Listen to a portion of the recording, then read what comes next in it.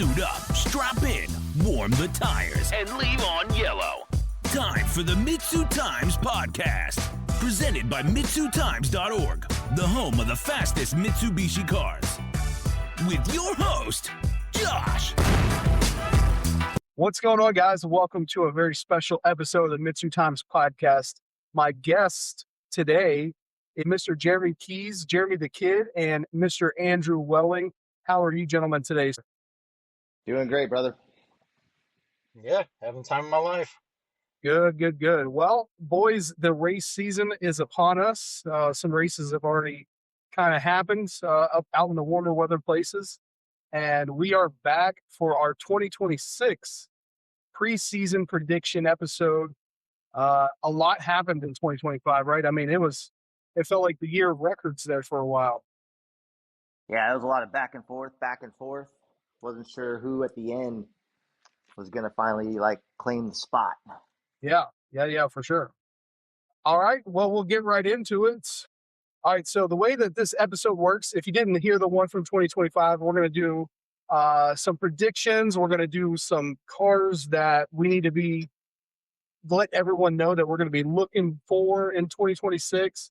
And we're also going to be trying to maybe predict the shootout winners, because obviously that's our mecca for the year. And, we obviously, it's very important to us. And before we start making ourselves look crazy with these predictions, let's talk about those records from last year. So we had Rafe breaking the Evo 10 again and again. And we also saw the Galant VR4 record just kind of get broken. I don't want to say out of nowhere, but it didn't seem like there was a lead up to it. What do you guys think? Yeah, being a non-Galant VR4 guy, I definitely was caught off guard. So I only know a handful of those guys, and none of them were really knocking on that door. So it was cool to see Christian knock that out like that. Absolutely. Yeah, the race thing was crazy with the 10 because he literally bought that or built it out of spare parts he had laying around the shop.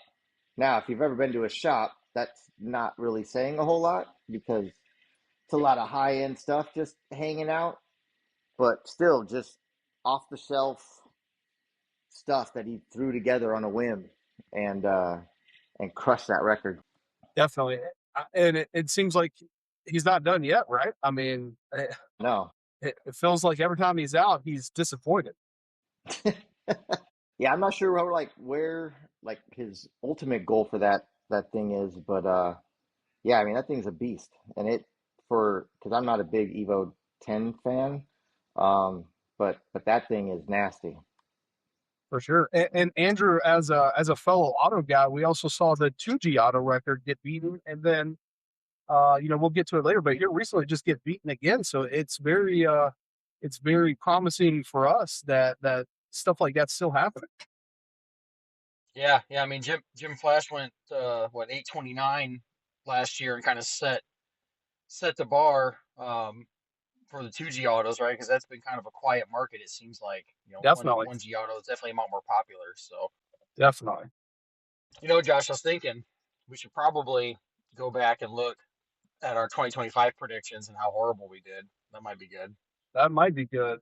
I actually have them written down here. Oh, okay, go ahead. Yeah, I mean, what we had from 2025, looking back and seeing how the season panned out, I think, Josh, your picks were definitely not as well off as mine were. So I'm going to take credit for that today.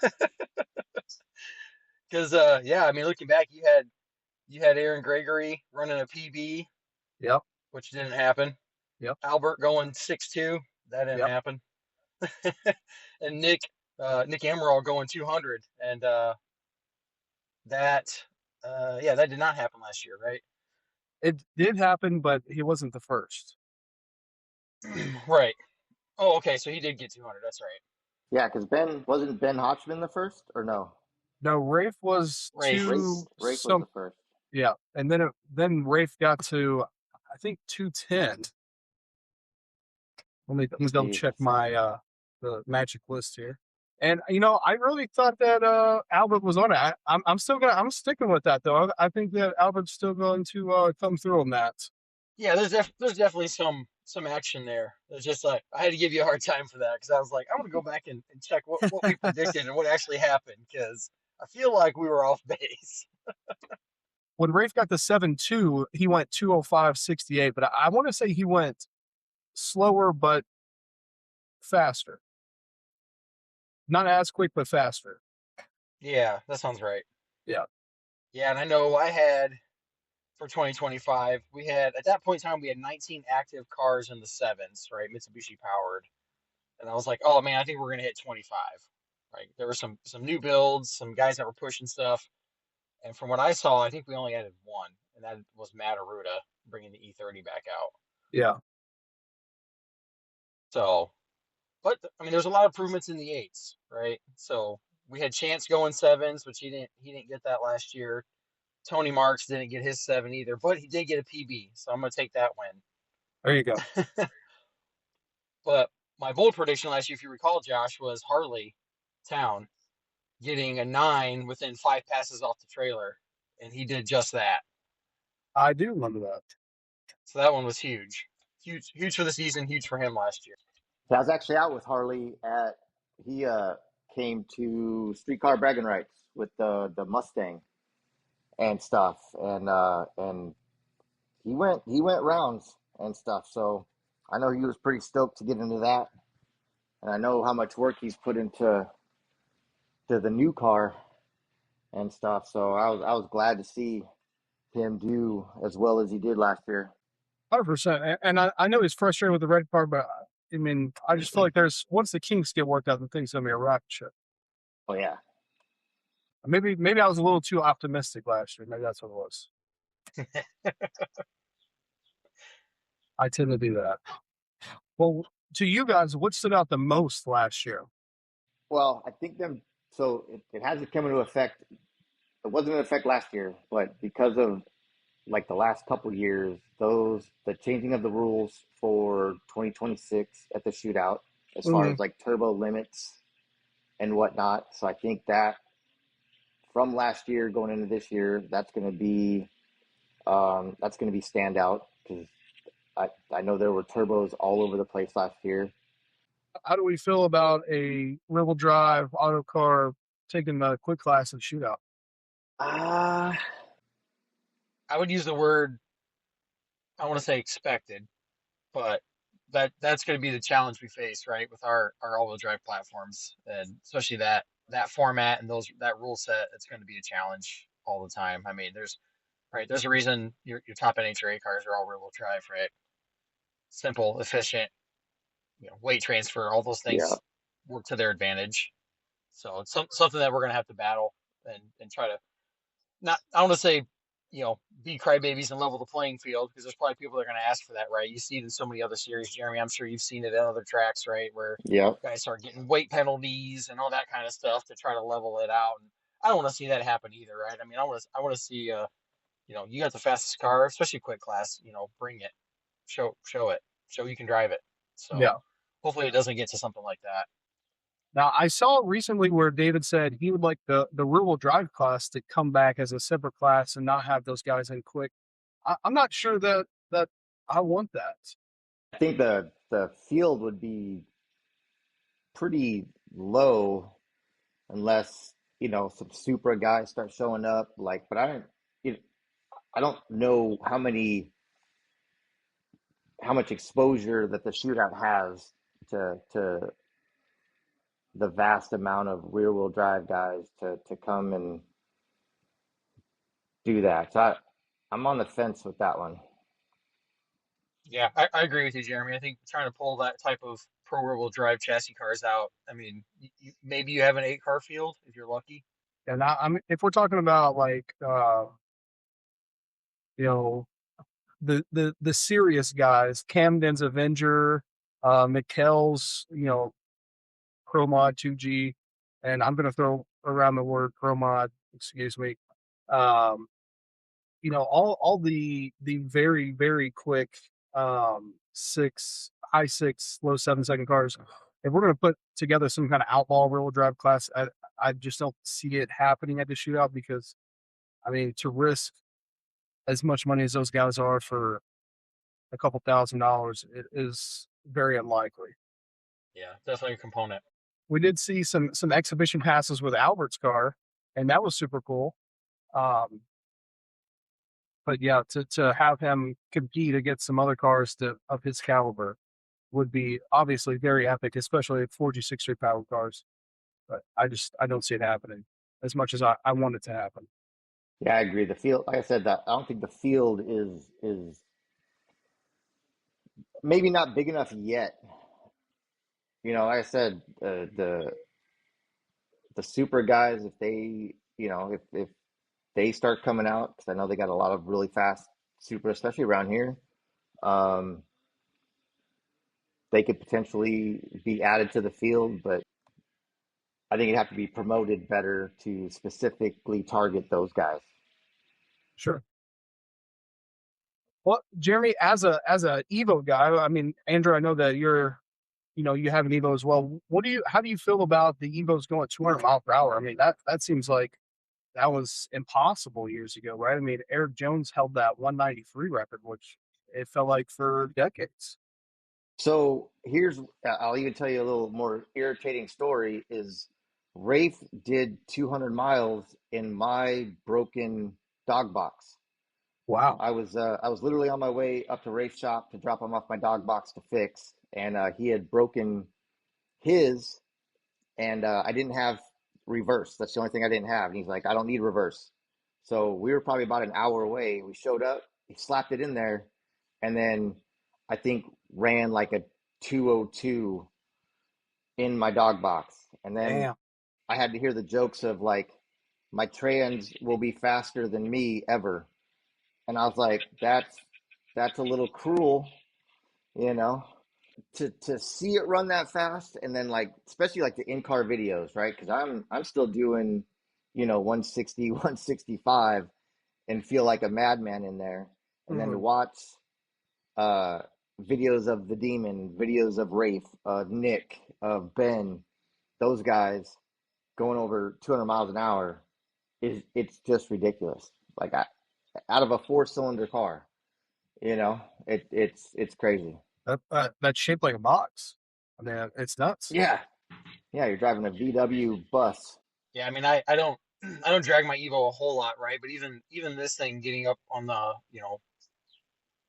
road course or street, anything over triple digits, you start realizing, right, the difference that makes on any car, let alone Mhm. 200 mile an hour, right? Yeah. And you can build and mod for it all you want, but I mean, in my 1G, when I first got a 1360, like, watching other guys do that just seemed insane. And then going through it myself, it's like, okay, it's more manageable than maybe it seems, right? Once you're in the seat and you build up to it, it's not like a light switch, right? It's not like, Rafe went from 140 to 200, right? It was a progressive build up, but still, as somebody who hasn't gone that fast, I think you just can't wrap your head around it, really. Yeah, it's unfathomable for me to even think what that would feel like in my car, much less, like I said, banging through gears and mm-mm. Now, Andrew, for you, I mean, it felt like 2 years ago, and stop me if I'm in the wrong here. It felt like 2 years ago the autos were all but dead. I mean, we watched Aaron Gregory, our kind of Lord and Savior in the auto world, go to World Cup finals and fail to qualify because he could not keep the car together. And Mm-hmm. the Kinkley Planetaries kind of came in and saved us. We thought we were going to get the Circle B converters, that fell through, but now we're starting to see, I don't know, the page turn, and something happened to where not only these cars staying together, but they're also going quicker, and it's given the drivers more confidence, more ability to push it harder, and to turn everything up. Yeah, yeah, for sure. I mean, the planetary thing is, there was definitely a low point, right? I mean, even, like you said, Aaron, Rich Ong was having the same issue. There's multiple guys that were just fighting it and fighting it and fighting it. And, I know for those guys, it got very disheartening, right? Any racer, anytime you're breaking the same part over and over again, and there's no way to really fix it, you're going to get discouraged.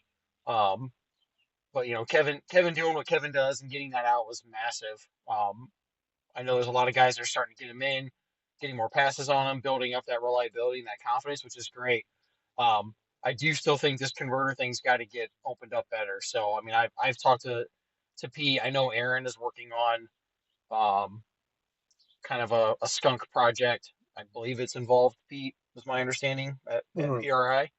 But there is a version of a converter that you can kind of tune, pull together setup that those guys have kind of been working on. I believe Jake Montgomery's got one now, and trying to figure out what that is. And I think that's going to continue to allow people to explore and push and figure things out, right? And I think there's a pretty strong group of 1G guys that are going through this right now. But the 2G guys that are up and coming, I think that's where it's really going to help grow and expand and get more visibility. I do think there's more 2G followers than 1G for whatever reason, all you 2G guys out there. But it definitely seems like there's more exposure on that platform, right? When they're getting things sorted out. So I'm hoping that helps motivate some people in their builds and again, we see more time slips. Yeah. Now, Jeremy, let me ask you. So in 2025, it felt like the shop cars kind of stayed where they were, with the exception of Rafe. But then the private cars, the cars that aren't backed by shop, seem to move up towards the top of the list. We're starting to see them float up towards, into the top tens, the top fives. What's your take on that? I think a lot of it is if you go to the big events, right, and you go and you talk to the guys that are doing, again, you talk to the Ben Hotchmans, the Rafes, all the ones that basically have the recipe, and then you pick their brain, and then you go home and you're like, all right, well, if it makes his car go fast, then it more than likely will make my car go fast. I mean, emulation is how I ran a a 9.1 in an FP0. It's literally just how do I do that? Who do I talk to? Who are the guys that in stock appearing back in the day were running the best times? What did they use and stuff? So I think and it helps out for us, you know, backyard builders because we don't have the funds to R&D new pieces that are out there. When cams come out, um, which ones are the best for your car and stuff like that. So luckily we can kind of look at what they're doing, especially with social media. I mean, everybody puts everything that they have on their car in their social media bio these days, so it's almost like a shopping list for the backyard guys to say, okay, that right there, that makes sense. That right there, that makes sense. You know, um, so I think that's how it's happening. I think it is. I think it's emulating the guys that have tested and proven and kind of done all the leg work for us. Now, Andrew, as a small business owner that supplies performance parts to our community, are you seeing more of people wanting to, obviously we see the success of the Backyard 4G. We see a lot of success of the guys running your valve bodies. Are you seeing more of like, hey, they talked about that and now I want to do that, kind of like Jeremy was saying? Yeah, for sure. I mean, there's obviously some advocates out there, for what I've been working on and um, getting those DMs and Facebook posts and tags of people like, hey, this is what you got, going on. Just in fact, today there was a guy that was posting about his separator plate, and Justin Laurent and a couple other guys jumped in. They're like, hey, yeah, that's a common problem. Andrew's got parts. He's got ways to fix it.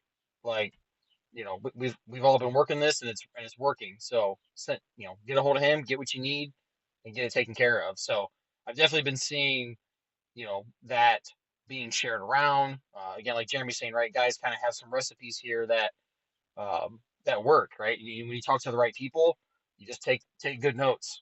Some of these builds are getting a little bit more, I'll say, similar, right? We start looking Mhm. at some of the classes that are out there, guys that are going, hey, I'm 64 millimeter restricted, so now everything's going to revolve around that. And I think we're going to see more and more cars become more.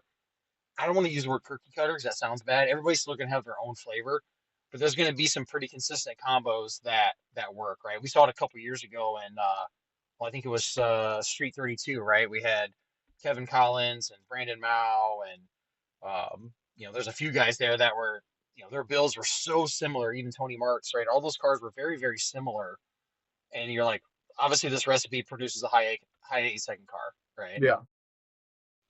If that's what you're wanting to target to build, then that's what you want to do. And I've definitely been seeing a lot of commonality on, the valve body side of things and like that, where, guys are like, hey, this is what I want to do. This is my power range. I talked to this guy. This is what he has. And I'll be like, yep, that's exactly what you need too. So let's get it set up.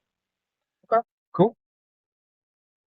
Well, Jeremy, do you think that 2025 was a turning year for anything? Maybe, we're starting to see this happen or that happen or something like that?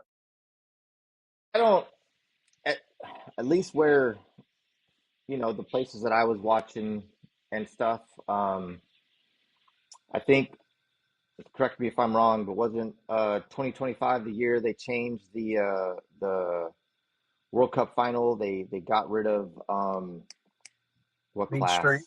Yeah. So Main like Street, that, yeah. yeah, Mean Street. Because I remember I bought I my whole goal was to go to World Cup, and I bought a turbo specifically to be in Mean Street, and then literally like a month and a half later, they eliminated the class and stuff. So I think that changed a lot of people's stuff. But as far as anything else, not really. Andrew, what's your take?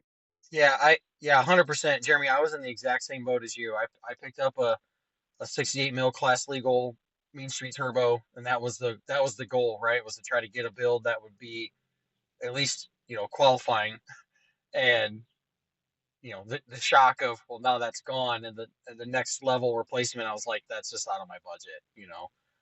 I can't compete up there in that space.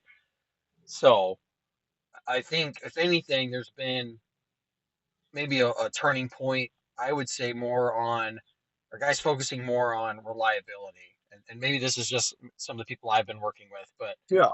I feel like there's a much more focus put on, I'll say less customization, less having to have, these extra parts on hand because this thing is custom and that thing's welded on and this and that, right? Everybody's seems to be focused more on, okay, I want my build to be consistent. I want it to be reliable. I know these parts work. I think that's a trend that I've been seeing picking up more and more and more. This reliability of the builds, part selection, and obviously safety implementation too. I've seen a big push on that with guys are taking it a lot more seriously. So, if anything, I say that's probably the bigger turning point, not necessarily an ultimate performance turning point.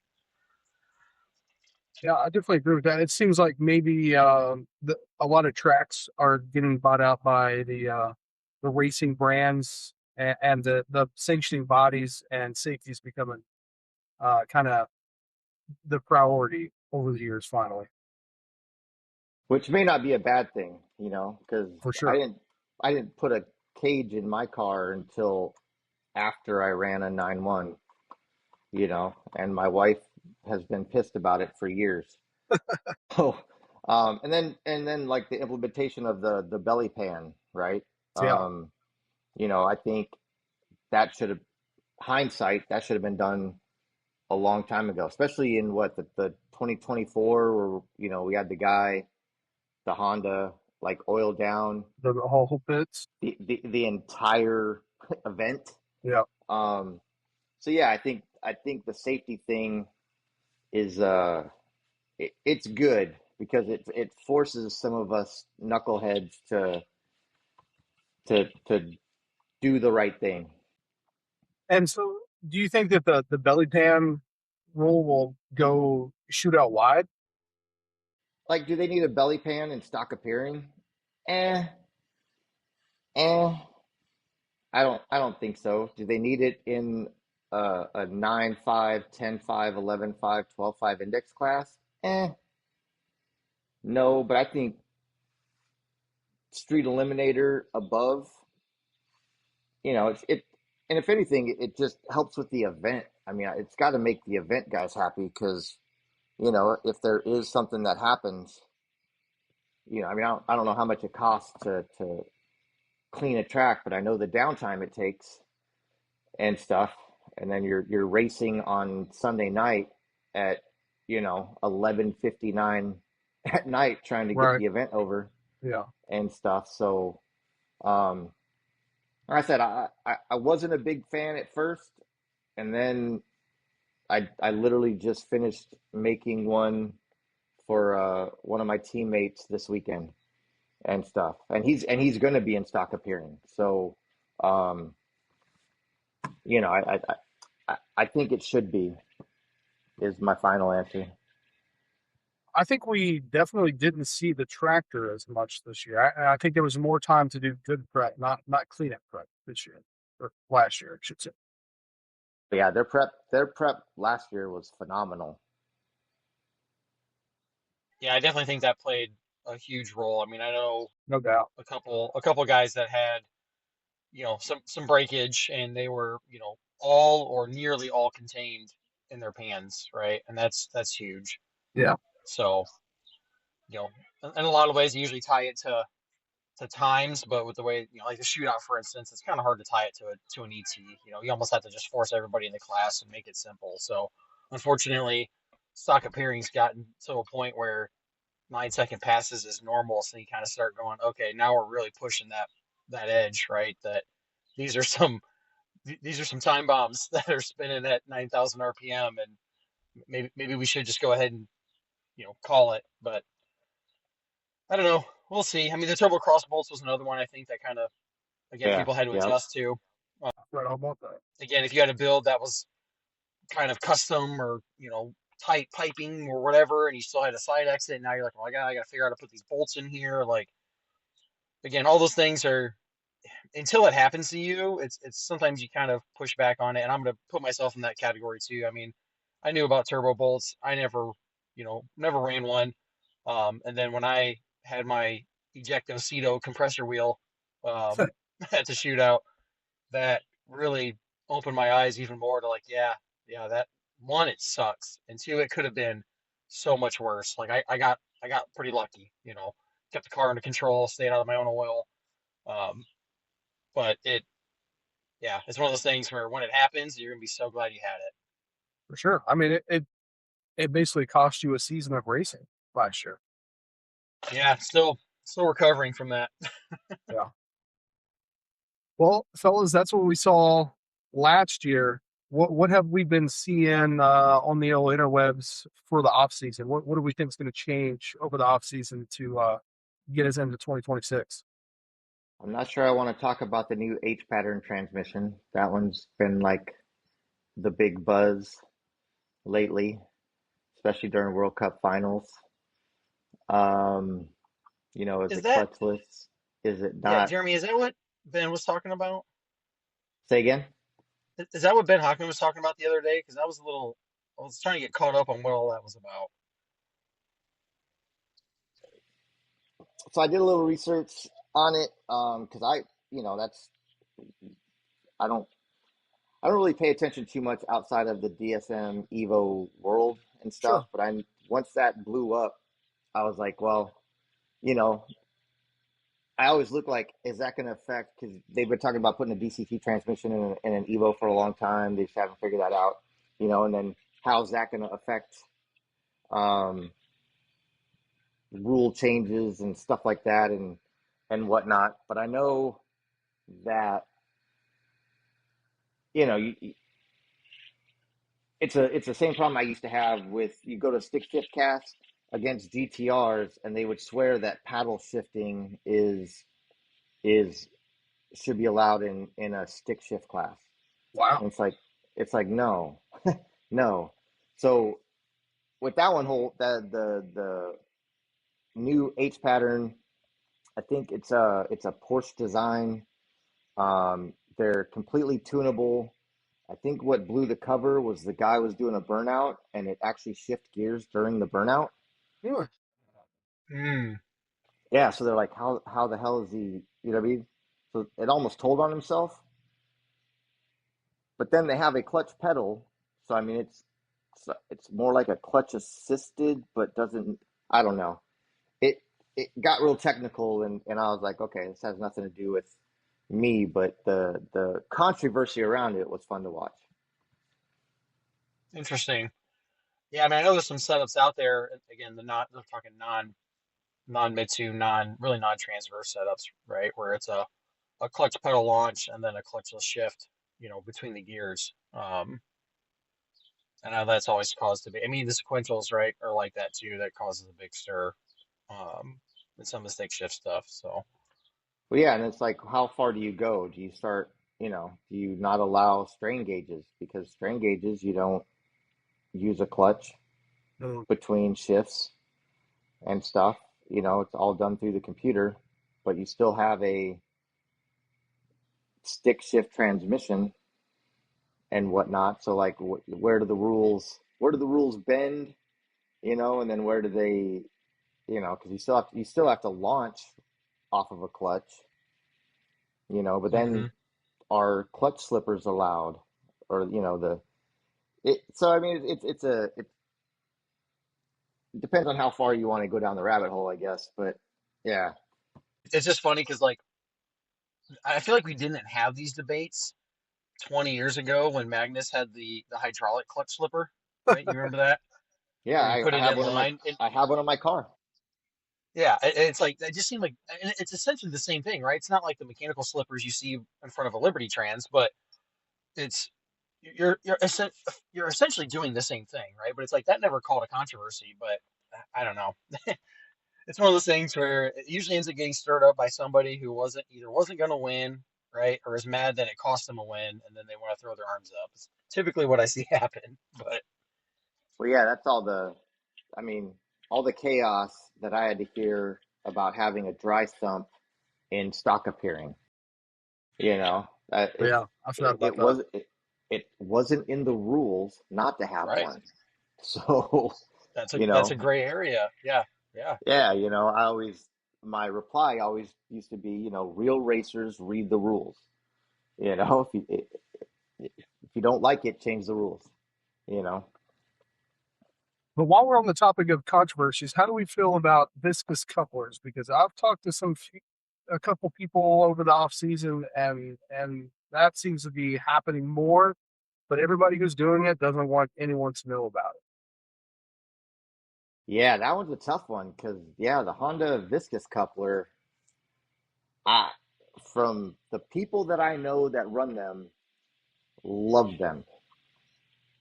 And it goes back to the reliability that Andrew was talking about earlier. If you're not busting your T case and trans every 5 passes, Right. and you're simply swapping in a Honda Viscus, then I mean, and it goes back to what rule does that break? You know, because if I could do it, I would.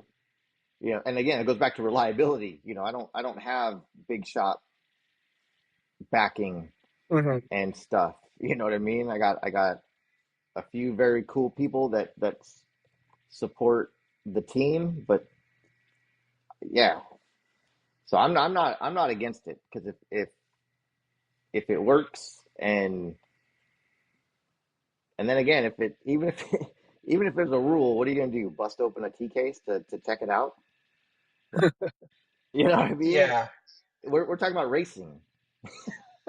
yeah. I'm right there with you, Jeremy. I mean, there, you're not gonna sit. Nobody's out here specking saying, "Oh, you're in stock appearing, so you can't have a carbon drive shaft."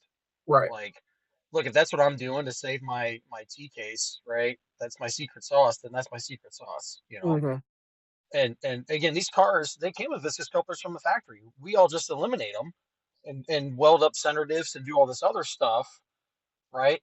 So it's like, well, I mean, you're just relocating the viscous coupler that the car came with. So, I mean, you can spin it however you want, but I'm pro viscous coupler, right? If that's the sauce that gets us to have these cars again, drivetrain be more reliable, be competitive outside of the Mitsubishi space, right? When we're out here running at the local tracks, if we're running at, bragging rights, running at whatever, even dragon drives, whatever you're doing, use it to your advantage. It's it's the same thing with some of the whole suspension tower debates, right? That was really rear wheel drive. I think even Devin might have gotten into that debate at one point on his car, um, with the whole strut tower situation, and it's like, I mean, you don't really know. These guys are all making tubular subframes, tubular arms. Do you really know if somebody's tweaking their suspension geometry or not? I mean, Right. what's different? I don't know, but I mean, what are you gonna do? Get one of those big jigs like in NASCAR and check it out? That's crazy. Yeah, and Andrew brings up a great point, because I mean we're obviously we focus on Mitsubishi and stuff like that, but that's not the only dudes we're racing all year long. For sure. You know what I mean? I mean, you go to IFO, Streetcar Bragging Rights, you go to Streetcar Takeover, World Cup Final. We're it literally is Mitsu versus the world. So any advantage that we can get, especially we drive sedans, 4-door grocery getters. You know what I mean? Against these, some of these cars are like go-karts and stuff. They weigh like 1,800 pounds. So yeah, I don't. And if you have the know-how and how to do it, then yeah, I'm all for it because I Absolutely. want to see. Rate's going to go 6 this year. We haven't got to predictions yet, but you know, You're getting on top and of and it. that's great for the platform. I mean, I remember the 7-second bounty. Mhm. The 7-second bounty was For sure. huge, Yeah. and I noticed that they haven't been talking about a 6-second bounty. You know why? Because I'm pretty sure they already know where the money's going. yep, that's You exactly know what what I it is. mean? So yeah, it's gonna be Nick. It's gonna be Nick. I'll get into that later. But yeah. So yeah, so when it comes to that, I'm all for it. So, Jeremy, early on, you talked about the street class that's changing to the turbos have to be the same size across. I think it's Street Eliminator, right?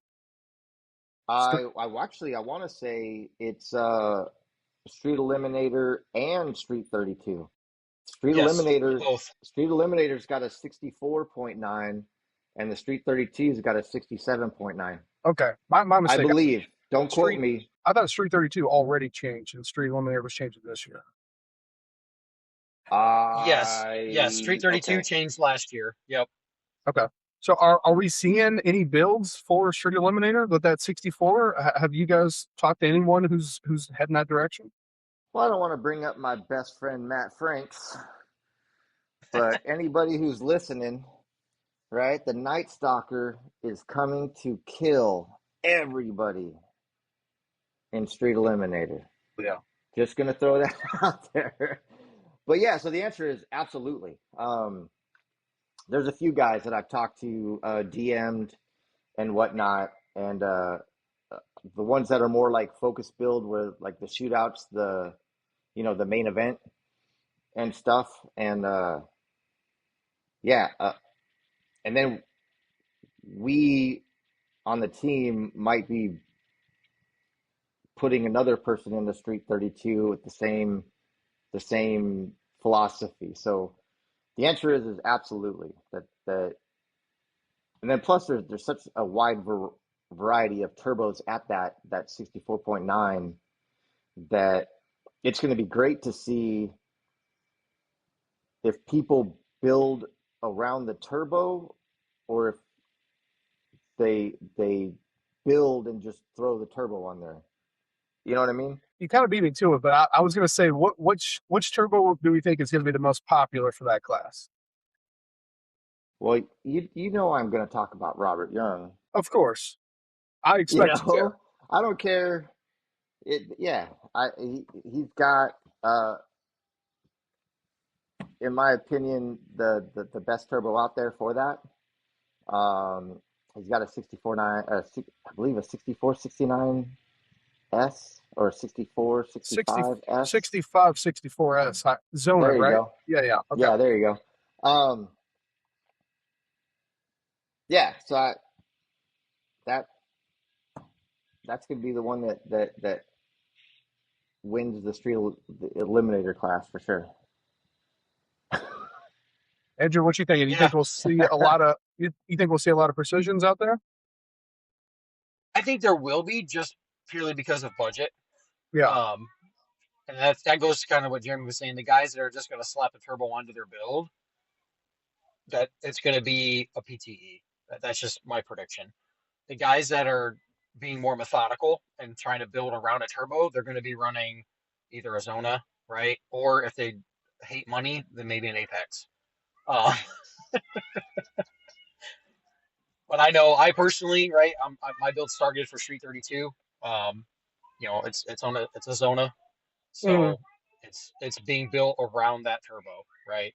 As a as the limitation, as the level set. So I think that's what's going to be happening. If you see something like a handful of PTE cars, I think they're going to be either because again guys were budget limited, or they threw it on because they could snag it up. But Hmm. again, the build being planned around it, probably not so much. And if I offend somebody, shoot me a DM, we can chat. It's fine. Well, you know who might be a dark horse in the 64.9 is the is old Art Yep. because Hoy Tran came You're down to absolutely right. Rockingham, came down to Rockingham sporting his turbo, and that thing was putting in work. Yep. Yeah, Yeah, um, so I don't know. That might be a because he's not, I mean, he's not Precision big and Garrett big and Apex big and FP yeah. Zona big and stuff. But I know he's doing tons of R&D. I know Hoy Tran and his guys down there are doing a lot of testing and dynoing Hmm. and stuff for Art. And I know Hoy's got nothing but great things to say about the guy. We chatted a lot at the last shootout and stuff. Really good dude. So he might have a dark horse in the race in the 64 mil class.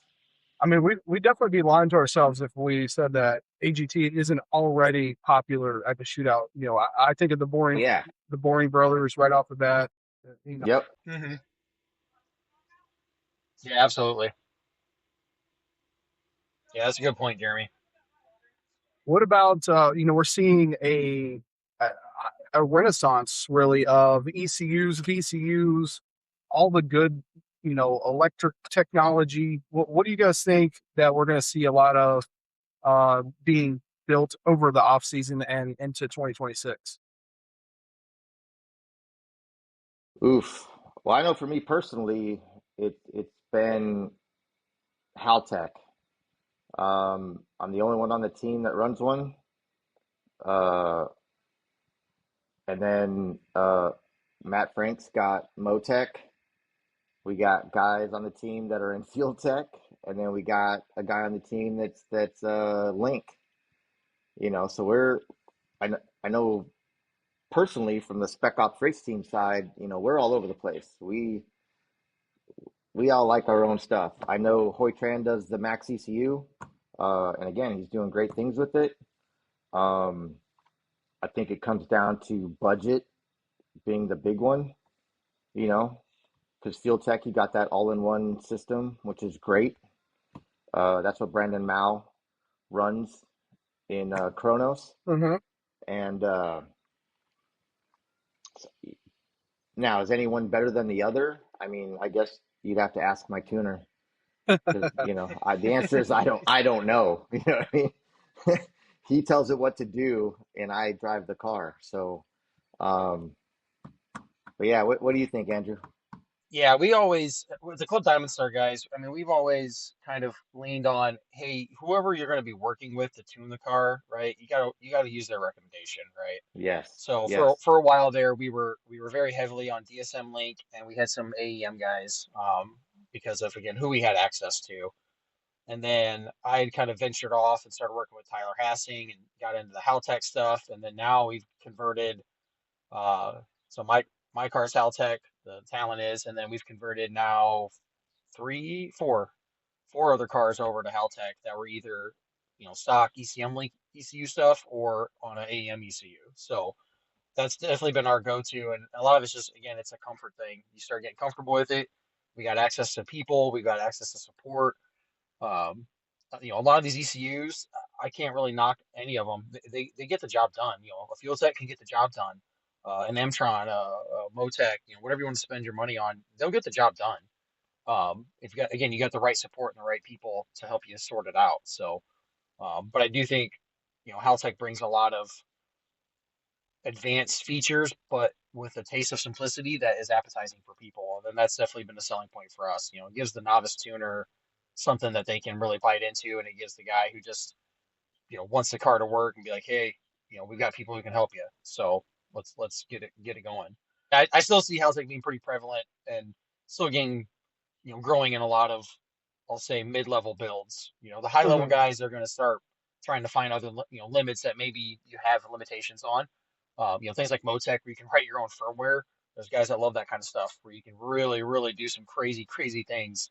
Um, you know, I think most of those mid-level builds, those 9, 8 second cars are going to be running what works, and the Fuel Techs and the Haltechs are probably the most popular right now. Well, I agree with Andrew as far as the support is too. I mean, you got guys like Josh Redden who sat at my car last shootout for like 2 hours punching away on the keyboard trying to figure out um, issues I had going on, and then got up, gave me a Chris high five, and then bounced. And I was like, I was getting ready to pull my wallet out because I felt like I owed him $1 million. And he's like, nope, crisp high five. And then, he ran over to someone else's car and beat on the computer and stuff. So, that's why I've kind of stuck with them, because there was a time that, I thought maybe I'd change again, but I was like, nope, that's it.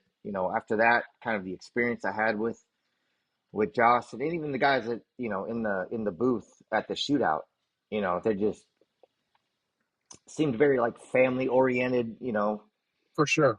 and stuff that yeah, I was into that. So, but again, as far as the rest of the field is concerned and stuff, um, yeah, I think it comes down to budget and like what Andrew said, what your tuner's comfortable with, Hmm. what he recommends, because if not, then you got to find another dude For sure. or chick, I guess.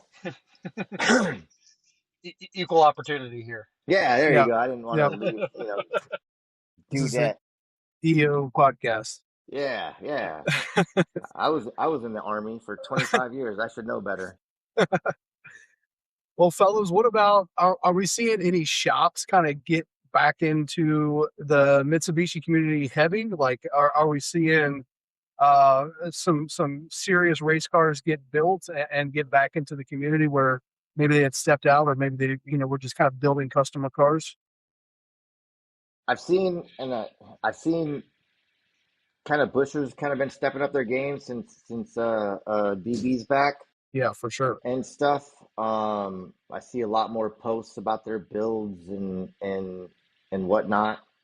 But really, outside of that, a lot of the ones that have kind of left the game, you know, uh, and not to throw anybody on the bus, but like, Carbonetics support for the Mitsubishi community.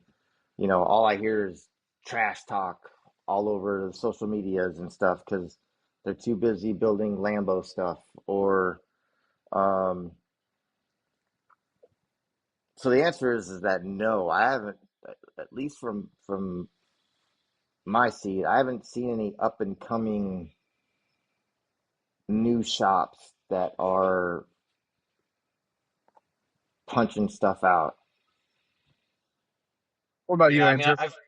I've been hearing some kind of off the wall type stuff out of some camps. I think there was some top secret stuff going on with those RRT guys.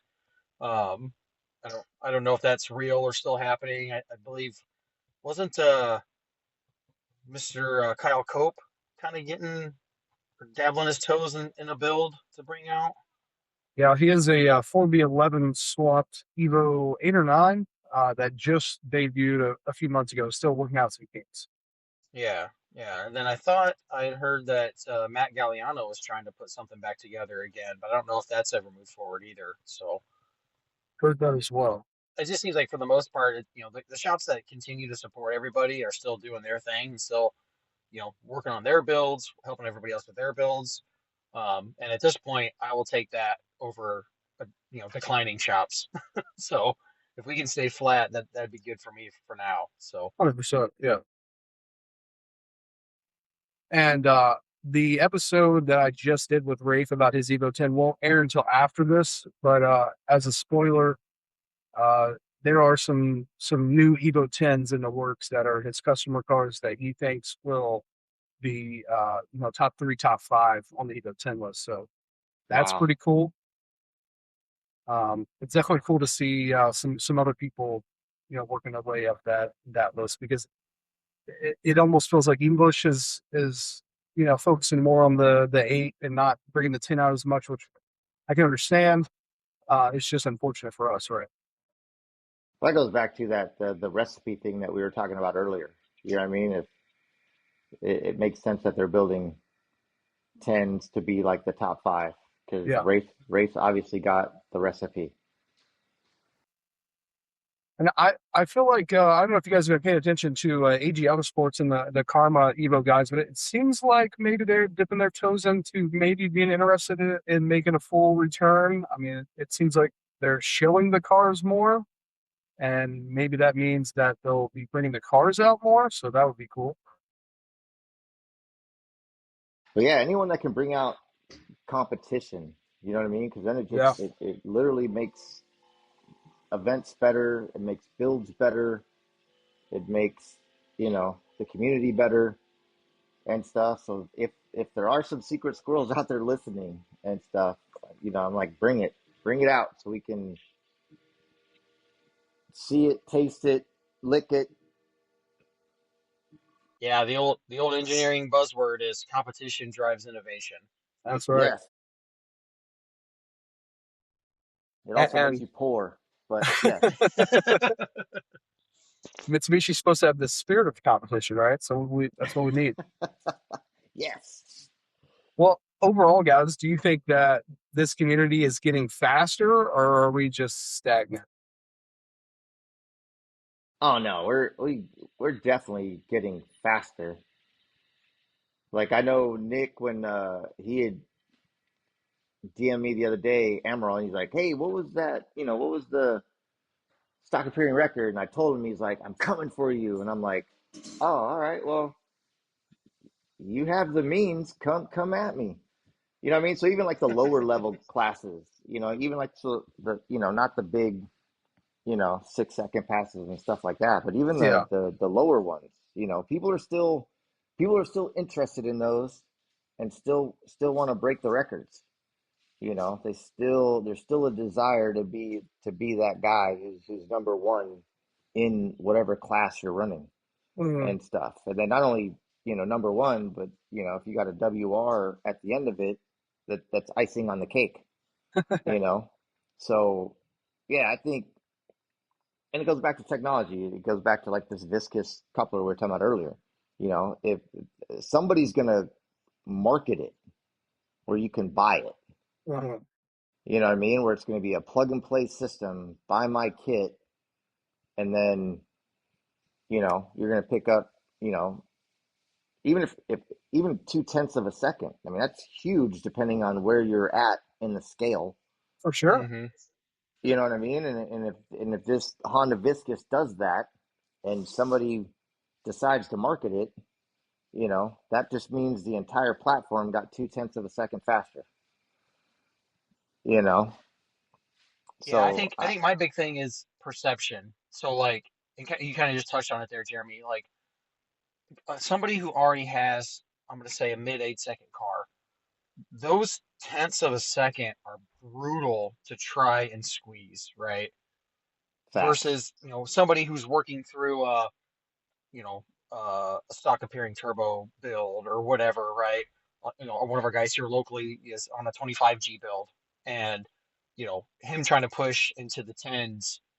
It sounds, in today's day and age, it's like, oh, geez, 10-second pass, that's terrible. You're like, no, man, we're trying to really push that thing and make it, make it do it. So it's like Hmm. those are huge gains, and that's still people going faster, but it's not a low ET necessarily. It's not a big change in ET. Like, oh yeah, I shaved 6/10 of a second off. You're like, yeah, bro, nobody drops 6/10 of a second off of an 850 car. Not without massive, massive changes and lots of money. So like, that's not a seat time thing. Yeah. So I think that's where there's some perception there, right? Where it's like the people that are following builds, following races, following social media, maybe they don't see it, but it's definitely there and happening. These guys that are cranking out and picking up a tenth here, a tenth there. We use Richard Blyer as for example here recently. And him just chipping away a little bit, a little bit, a little bit. That's huge. That's huge, and he's able to continue to do that. So Yeah. I mean, I chased a 9 second in an FP black for probably like 3 years, and then when I got the zero, I wanted to be the fastest stock location, and I did that for another 4 years and stuff. So I mean, there's guys out there that and then you got, I think, Jerry Madai right now in the stock appearing. He that's when I talk to him, he's like, same thing. I'm coming for you, dude. I'm gonna beat you. And I'm like, get it, like get. I want you to, and Right. that's the point. That's the entire point. My love slave, Mike Rubin, and stuff. Same thing. I would love my little love slave to uh, uh, beat my record. Do it. Matt Franks beat the stock appearing one, fucker. Um, but I was happy for him. Do that. I want that. And look at the competition between Rafe and Nick. That's what makes those guys fast, is because they are constantly up each other's, you know, trying to be faster than the other Right. and stuff. So Yeah. I think with the competition and stuff, and then technology and whatnot, yeah, people, and plus, who doesn't want to go faster? Absolutely. And I think what's nice for Nick is when you beat Rafe, it's kind of like beating your boss. Oh, That's gonna be so cool. oh, it's awesome. So now we're kind of transitioning already. Let's talk about the fun stuff. Let's talk about the builds that we're watching this year personally. okay, I want to start. There's this guy. I don't know if you've heard of him. His name's Jeremy Keys. He's got this ego, right? It is a model of new tech and passion. So if you haven't followed it, you should. It's got a super sick B on the side. I wish that were the case. That's a love-hate relationship with that thing. Yeah, new builds. And again, I got to go back to my boy Harley. That dude he's getting seat time wherever he can. He's man, he's busting his ass as much as he can and stuff. I love watching his inspirational videos. You know, so that's the one that I've probably keyed in on the most. Because who the hell is, if you're not rooting for him, then you suck. You know. Um, so yeah, that's the one that comes off the top of my head. Andrew, I'd what say says you? there's another one that needs more attention and more following, and that's Ryan Sharp's car, the 2G. Yes, absolutely. I feel like I don't know if it's on purpose that it's all quiet, but like I really want, it'd be really cool to see some more detail and really see what he's putting into that thing because it See, definitely looks like, yeah, it definitely looks like it's going to be a gnarly, gnarly car. as soon as Jeremy said the car's coming out of Bushers, that's the first car that came to my mind is that car is going to be a monster. Yeah, absolutely. Absolutely. And there was What about one, damn it, I can't remember. Go ahead. Go ahead. I'm sorry.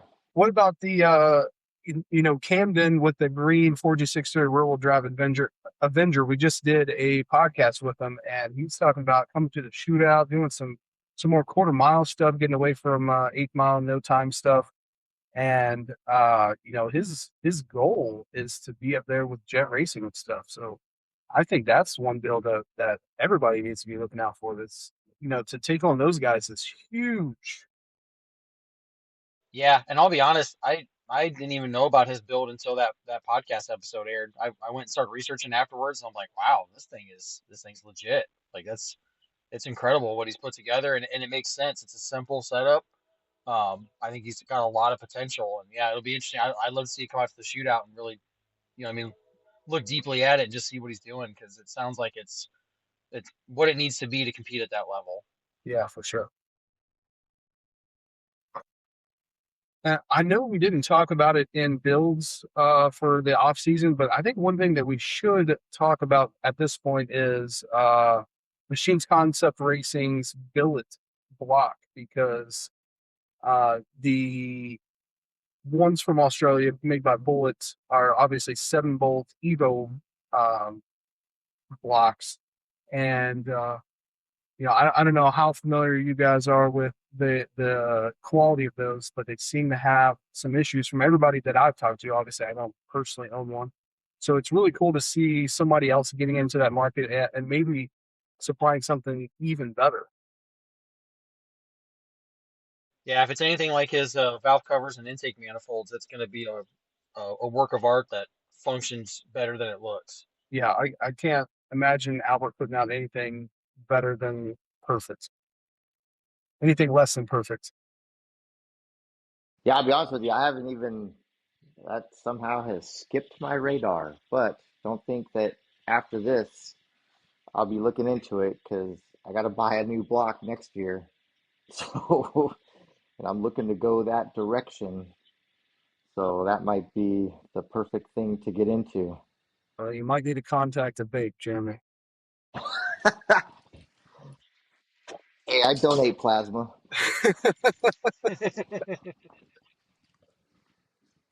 What about any other builds out there that come to mind? I mean, there's definitely some that I think are good to watch. Like, I think you interviewed him pretty recently, Justin Laurent. He's actually a customer of mine, Yeah, with transmission stuff. He kind of came out of the blue a little bit and put together kind of like we talked about earlier, Jeremy. He put together a car that it's the right recipe, right? He's got a lot of the West Coast support there with Frank Gonzalez and that Enlin crew out there, and that car is it's put together really well, and it's fundamental. It's a good combo, and the thing is putting in work and winning events already. So he's just getting started, but definitely one to keep an eye on. and staying together too. I mean, he's like Andrew said, he's got the combo is there. Yeah, I'll definitely have to look into that then. Because again, reliability. That's a magic word. No, you'll love the color, Jeremy. That's for sure. Yes, Yes. he will. Yes, he will. Yes. There should be more yellow in this world. What about, have we seen any builds from 2025 into now that just haven't proven themselves or haven't gone as quick as we thought? I know we're going to steer away from negativity in this episode, but maybe somebody who just hasn't got there yet. Yeah, there's this guy who did a lot of innovation and a lot of like custom fab on his car, and is he's kind of a schmuck. Jeremy Keys, his car didn't do crap last year, man. Problem after problem after problem.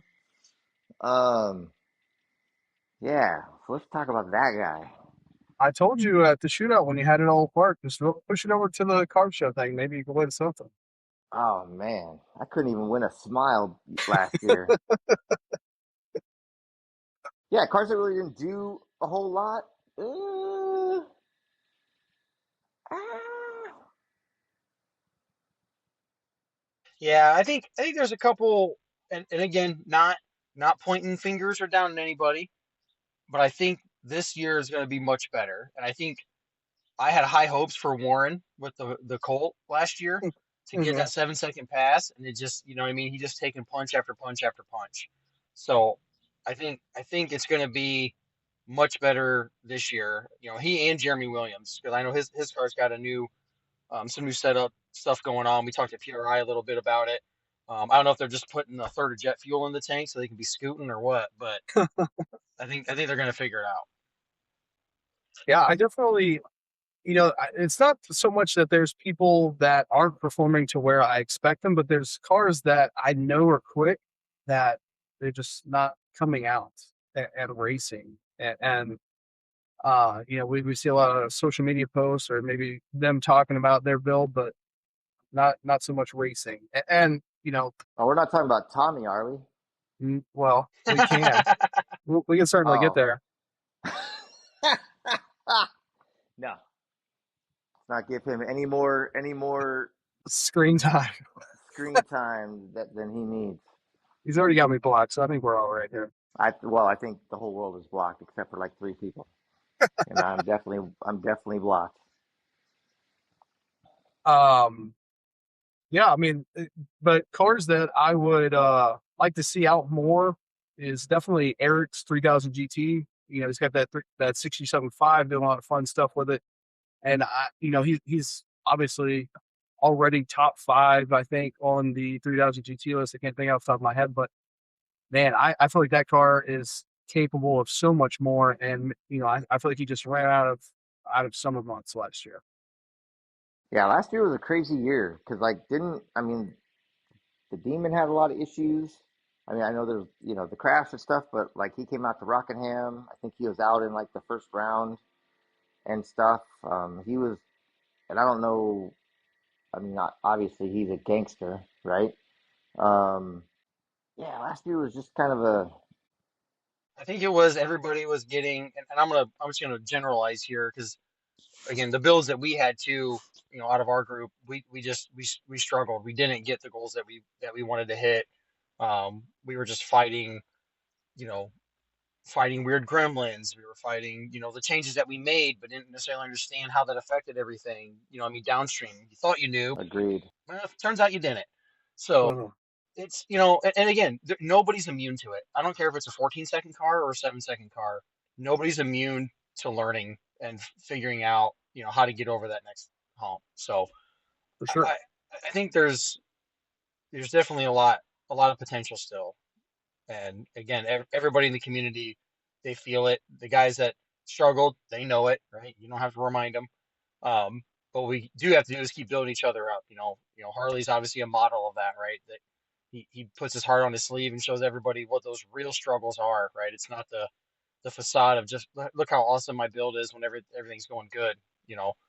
So the fact that we have seen some people struggling, and obviously we just got to keep helping promote and build them up and support them. So But yeah, and the best part about that is so when you have a crappy year like this guy and stuff, it really pushes you for the next race season. You know Yeah. what I mean? Like you're like, Yeah. yeah, last year sucked, but you know, I'm not gonna have 2 years in a row. So I'm gonna, this year's gonna be the year and stuff. And then when you see, and then it helps too when you see other people struggling. You know what I mean? When you're not the only one drowning, For sure. you're like, hell yeah, we're mhm. drowning together.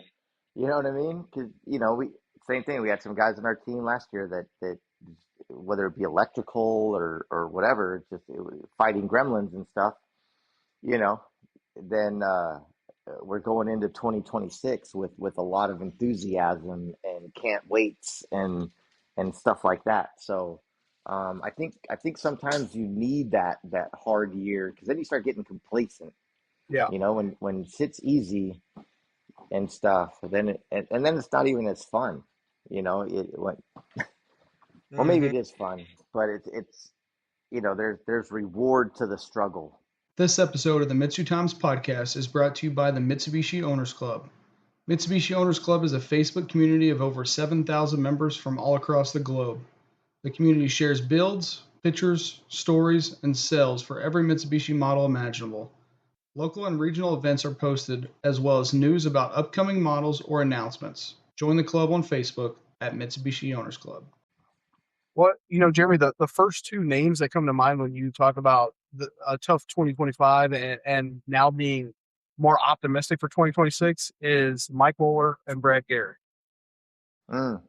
I mean, Mike didn't make it to the shootout, and then when I get to World Cup a day late, the car's all apart, and he's selling parts off of it. So I know he's looking forward to 2026. And I think Brad had a disappointing shootout. I think he had a bow out due to some mechanical issues, and World Cup didn't go his way. But I definitely think that coming in 2026, they plan to do more testing than they did in 2025 and prepare themselves better for the shootout. So I'll definitely be looking forward to those two. Yeah, that'll be good to see too. Yep, for sure. Jeremy, I want to pick your brain as an Evo guy. Obviously we talked about how strong RRT is. How do we feel about Merjan in 2025 and going into 2026? It seems like that car has been so fast, and now it's kind of issue after issue, and I really hope that they get it ironed out so that he can. I want to see him motivated again. And that's kind of goes back to like what we were talking about, right? Because it has struggled, and I'm not real knowledgeable on all the like what the exact issues were and stuff, but learning from whatever it is, if they figured it out, then and fixing that and finding solutions, and it goes back to reaching out to guys that may have the answer, that because everyone that I talk to when I have issues and stuff, it's like an open book almost, which is crazy in the race world, because everyone's got their secret sauce and stuff. But I'm really hoping that they figure it out and get it fixed. Yeah, me too. I have no doubt that Rafe's putting in the extra effort over the offseason to make sure that car is where it needs to be. Yeah, because that dude is a freaking genius. Yeah. I mean, you spend 5 minutes with him, your brain's gonna explode. He's forgotten more about cars than I'll ever in my lifetime. Well, yeah, but that's the guy though, right? So I can message Rafe any day of the week and be like, "Hey, man, I got this problem. What do you think?" And he'll write me a freaking essay on, but and you know what I mean. And he doesn't have to. Who the hell am I? Yeah. You know, but he's always willing to go out of his way and give all the support that he can. No doubt.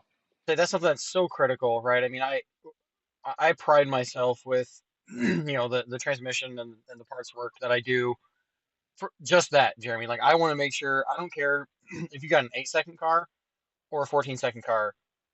I'm going to treat you like we're best buds, and I'm going to make sure that your car is exactly what it needs to be, right? All the knowledge that I have, I'm going to share it with you, right? I want to teach you. I want you to know what you're stepping into. How do you grow from here? You know, I want to see everybody succeed. And there's a lot of cars that I've sold parts to that they're faster than mine, right? So it's like you might look at that and go, well, how can you be a you know subject matter expert on this when your car's not even that fast? You're like, well, I've got my own struggles I'm dealing with to get to Yeah, get there, but you got your stuff there and it's ready to go, but I know what it needs to do, so let's do it. So yeah, and I've prided myself on that. And then same with the guys on the team. It's like you ask me anything about my car, there's not a hidden feature on the car, especially during my like decade of stock appearing. It's like you want to know how to do stock appearing? I'll literally write down everything that I've done to my car. You can blueprint it. I mean, I don't, because it goes back to all it's going to do is make me go faster Yeah, and stuff. for sure. Because that's what you know my love slave Mike Rubin. When that dude started, he was not only competitive but winning, and I'm like, oh hell no, you know. and then Matt Franks in stock appearing. It just all it did is motivate, to go faster the next year and stuff. So I wish more people were like that. But I mean, to be fair though, a lot of people are. Saying Ben, I can message Ben and ask him a question, and that dude is so humble and stuff, and doesn't realize how awesome he is, and he's just like, yeah, here's free chicken, and I'm like, you're the best, appreciate it, because again, who the hell am I, but Yeah, he's such a great guy that he's I guess he knows racers, because and maybe he's not that way with everybody, but he knows racers, he knows guys that love to race and have the same passion for it that he does and for stuff, sure. and race like that, Nick's like that, um, and Andrew's like that, so that's what makes this community as awesome as it is. Yeah, no doubt about it. Sorry, a little rant right there. Ooh. I think it's well placed. Andrew, you kind of have more of a finger on the pulse than Jeremy and I. What are you seeing with the international Mitsubishi community? It seems like I'm getting more and more slips from abroad than ever. Yeah, yeah, it's really, I think a lot of it is because of the success that is still continuing here stateside. Um, it's really being seen, and again, guys are learning, right? It was 3 years ago now when Jeremy Prakash out of Australia reached out to me, and he had a really fast car then, right? And he's only gotten faster, and he's building cars over there, and he's got customers over there that are just they're just insane. I mean, they have 64 millimeter builds that are incredibly fast. Um, and I've been still seeing a lot of international shipments. I just sent some more parts out to Australia about a month ago. I just shipped out parts to the UK um, this week. So there's definitely a lot of guys that are doing builds, and obviously a lot of them are internationally. It's usually Evo chassis based with Evo 1 through 3 with like an RVR trans for an auto. Mhm. But I feel like those are really becoming more and more prevalent. The DSM style builds internationally in an Evo, in a Cyborg, whatever these guys have access to, or even just the Mirages. Um, there's been so many, and it's great to see because maybe they're not going to come here and race us, but it's another resource to learn from. Those guys are still collecting data, they're still figuring it out. So No doubt. Well, let's move on to our favorite event, the shootout. Let's talk about the classes and who's winning. Jerry's already said Matt's taking the street. Eliminator. But yeah, Matt Franks, he's on a mission. He's like I said, we've done a lot of work to his car this year. Done some upgrades and whatnot. So yeah, that is my hands down prediction for Street 32, or I'm sorry, for Street Eliminated. Let's start at the top. Who were you picking for Quick 32? I gotta go with my boy Rafe. Yeah, I gotta go with Rafe. I have to. I think um, I think Devin's going to play the consistency game and try to go rounds this year. Okay. Yeah, that was a tough one because that was the name on the first one that was gonna leave the lips, but we haven't got into predictions yet. But I think I'm going. I gotta hold on to Rafe. I think it's going to be, as long as the rear-wheel drive guys don't break out into their own class, I think it's going to be. I'm going to go with Jared Early. I think he just had some misfortunes last year, and he's going to take it home this year. That Ooh, conquest is a beast. it's so elite up there. You know what I mean? It's almost like you're splitting hairs. Yeah, oh yeah, You know what I for mean? Like sure. which car? Because which car's gonna last? Because they got to go rounds. So if you want to name a top five, right, you got to put Aaron Gregory back in the mix. No Yep, doubt. You yep, know, No doubt. without a doubt. and I have faith that Matt Aruda is going to go rounds next year again too. I think he's going to bring the E30 back, and it's going to be faster.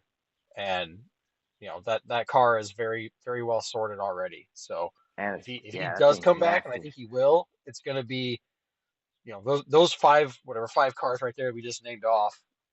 If they stay together, it's going to be some really good racing to watch. What about do we foresee any outsiders making their way into that top five? And any non Mitsus?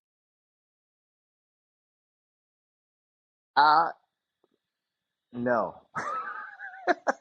Judging by the number of Honda breakage last year, I'm not too worried. Yeah, Yeah, I think we're yeah. pretty safe.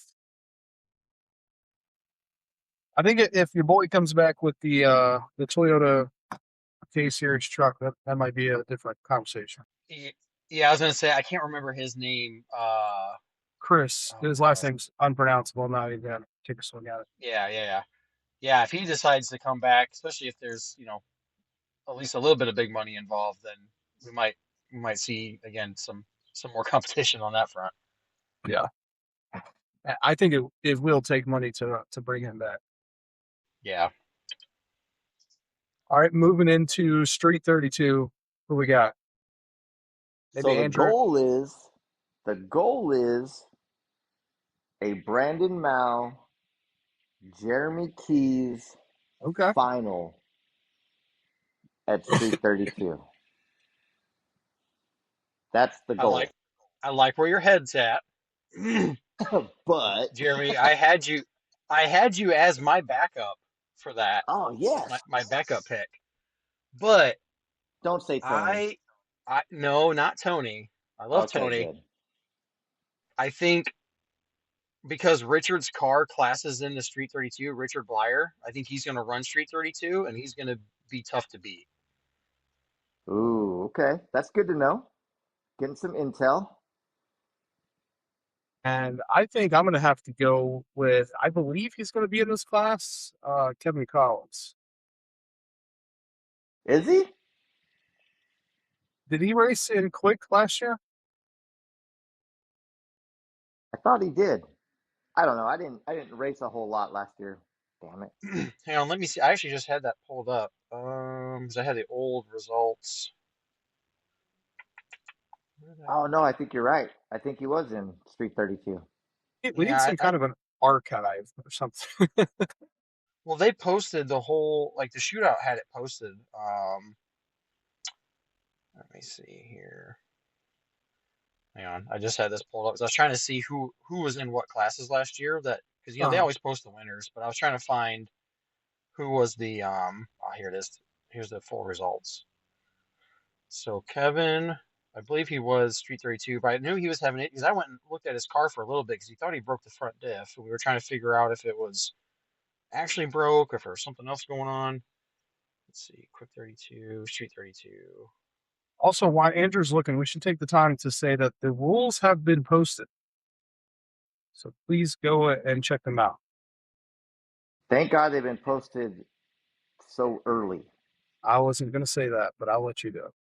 Well, yeah, I will say it because Oh, you know what? I don't think he qualified technically.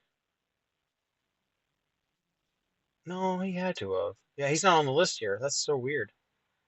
For Quick or Street.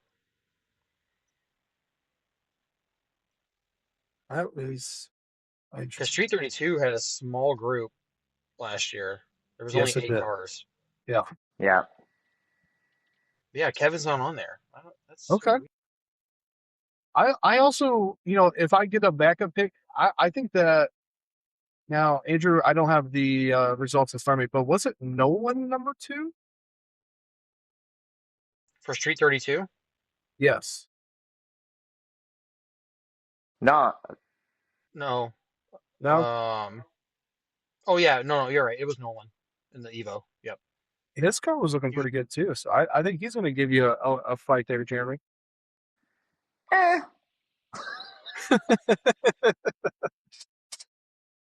I'm coming in like Muhammad Ali, man.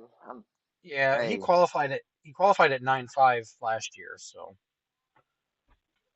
I'm not sure what he's changed this year to try to get into that 8-second range to compete with these Street 32 cars. He's got some room to go then, huh? yeah. What are we thinking for Street Eliminator? Well, again, I Well, already gave you mine. yeah, Yeah. Jeremy gave his, so I'm gonna call out Ronnie Grant. You gotta pull one out for us onesie guys here. Is Ronnie auto? Yep. Yeah. Yeah. See, that's the tough part and stuff. But What about I'm gonna go with my boy Brent Whipperson, slow 4-cylinder. I think he was the winner last year, and his He car did. was looking very good. Yeah, he did win last year, and he was definitely he's gotten his car to be much more reliable. And that's a reliable car is a dangerous car, right? That's hard to compete against. Now, fellas, I'm good with skipping the DCT class and what was front wheel drive, but just because I don't even I know don't who know it's. any of them dudes. I'll be Yeah. honest with you. You could ask me, but I'd be like, I don't know. Whoever won last year. don't think I think it's all GTRs in the DCT class, right? And maybe some Audis. I don't remember for sure. Yeah, I don't. I Yeah, no there was only idea. six cars. Now Yeah, I will go ahead there and was a pick the front wheel drive class or I'll go ahead and pick Robert Young in front wheel drive if he brings Joe's car out. Yes. Yes. Brittany 'Cause I on know he's top. been putting in a lot of work to that car too. I mean, I know he brought it out, like, but I know he's been and putting a lot of work and even getting some seat time I've and heard that. stuff. So, yeah, I think it's been on the I down know he low. wants to do that car justice. Yeah. I think he's already done justice by saving it, really. Well, 100%. And then Andrew, what's next? I guess stock appear. yeah stock appearing. I couldn't I even mean, tell you I've who. got Mike Rubin on tap for that, I don't. So I don't. but if he's I don't know what he's racing this year. I've been trying to probe his little sexy ass, and he won't because he's got a build. I should have brought that up during builds coming up for next year. He's building another RS, No kid. and I don't. But he's very. He won't even tell me, and I'm like, come on, man. So I'm not sure if he's racing stock appearing this year or not. Um, I know Jerry's definitely doing it, and if Jerry's in it, that's my guy. Okay. But Although Calvin, we got a guy on my team, Calvin Schoonover. He's got a 2G. We're putting a fuel tech in his, and we're getting his, and we're thinking about changing his build to run stock appearing. So that way we've got somebody in 3 different classes. So if Calvin's in it, then I gotta support the team. he's an auto car, right? Yes, he is. Okay, yeah, he reached out to me at one point for about body stuff, and then I never heard back from him. Oh well, I was like, I know that name. Yeah, I'll get on him then. Be like, hey, what the hell? beat his But ass. yeah, if we change his build up to go stock appearing, then of course that's where I'm going. But if we don't, then it's Jerry all day because he's right there with what myself, Matt, and Mike are doing in the essay world and stuff. I can't remember the winner from last year. Andy or something, right? For No, last stock year appearing. last year was Jerry Was it Jerry? Okay. Jerry Madai. Yeah, I don't know. I don't know who I want. I'm gonna. That's a tough one. 'Cause, again, I mean, like Jeremy was saying, it's kind of hard to know who's still going to stick with the stock appearing. It's so tempting to go up to the 64 just to take a swing at it. Well, the hard part about stock appearing, and I've been saying it for years, right, is you know, unfortunately, there are guys like me that ruined it. I'll just be honest. I ruined it. So I wish that, and of course I say this now that I'm out, um, that I wish that it would go back to a more stock appearing platform, Mm-hmm. right? Like, if I was king for a day, there would be a lot of rules that I would implement for stock appearing. Because it's like what Andrew said earlier. You got stock appearing where guys were running. Matt ran a 9. What do you run? A 9.3, 9.3 in a stock appearing, following all the rules for stock appearing. Matt Franks ran a 9.3. That's hard to compete with. When stock appearing used to be, when I first started running it back in 2011 or 12, we were running 10 nines, 10 eights, and we were like, that was awesome. Yeah, you guys are killing it. Yeah, like that was, people couldn't believe we were running those times. Yeah, and that pushed people away then too, because they were only running, Yeah. high 11s, and they're like, man, I can't run with a 10-second car. So we got guys now, Jeremy, that are running, you know, 11s, knocking on doors of 10s, and they're good stock appearing builds. But you look at the qualifiers and you go, guys, the top 4 cars are 10-1 or faster. Well, and that's why the indexes are so full, right? Yep. Yep. Because they can't compete. And probably I would bet 95% of the cars that run in the 10.5, 11.5 indexes all qualify for stock appearing, hands Mm-hmm. down. Yeah, Mm-hmm. But they don't because they can't run a low 9. There's no way they're going to win and stuff. So, it's, and again, I sort of feel bad about it, but real racers read the rules, right? So, but I, I wish that class would be a lot bigger. oh yeah, me too. Do you guys not also think that since street eliminators limited at the 64 and there's so many good 64 bolt-on options that some of those guys are going to jump over to try to be in the bigger class? I think so because a lot of people run the 64 mil turbo anyway, right? So I mean how many daily drivers are out there where dudes are running the 64, 66? You know, like that's the probably the most common turbo 100%. on an Evo that's out there. What turbo you running? Oh, I'm running 64, 66. Like that literally comes out of the face of 90% of the people running a 64 mil turbo. But, you got dudes running 64s that are running 8s, so how do you, it goes back to the stock appearing class. You really got to build a car to maximize that turbo. Yeah. Matt ran an 8. I forget off the top of my head. I was just looking at it, but Matt ran an 8 something on a 64 66. So again, if you're not running 8s in the street eliminator class, then what? Every class is getting faster. You know what I mean? That's the hard part. That's the progression of, you asked earlier about, are people looking to get faster?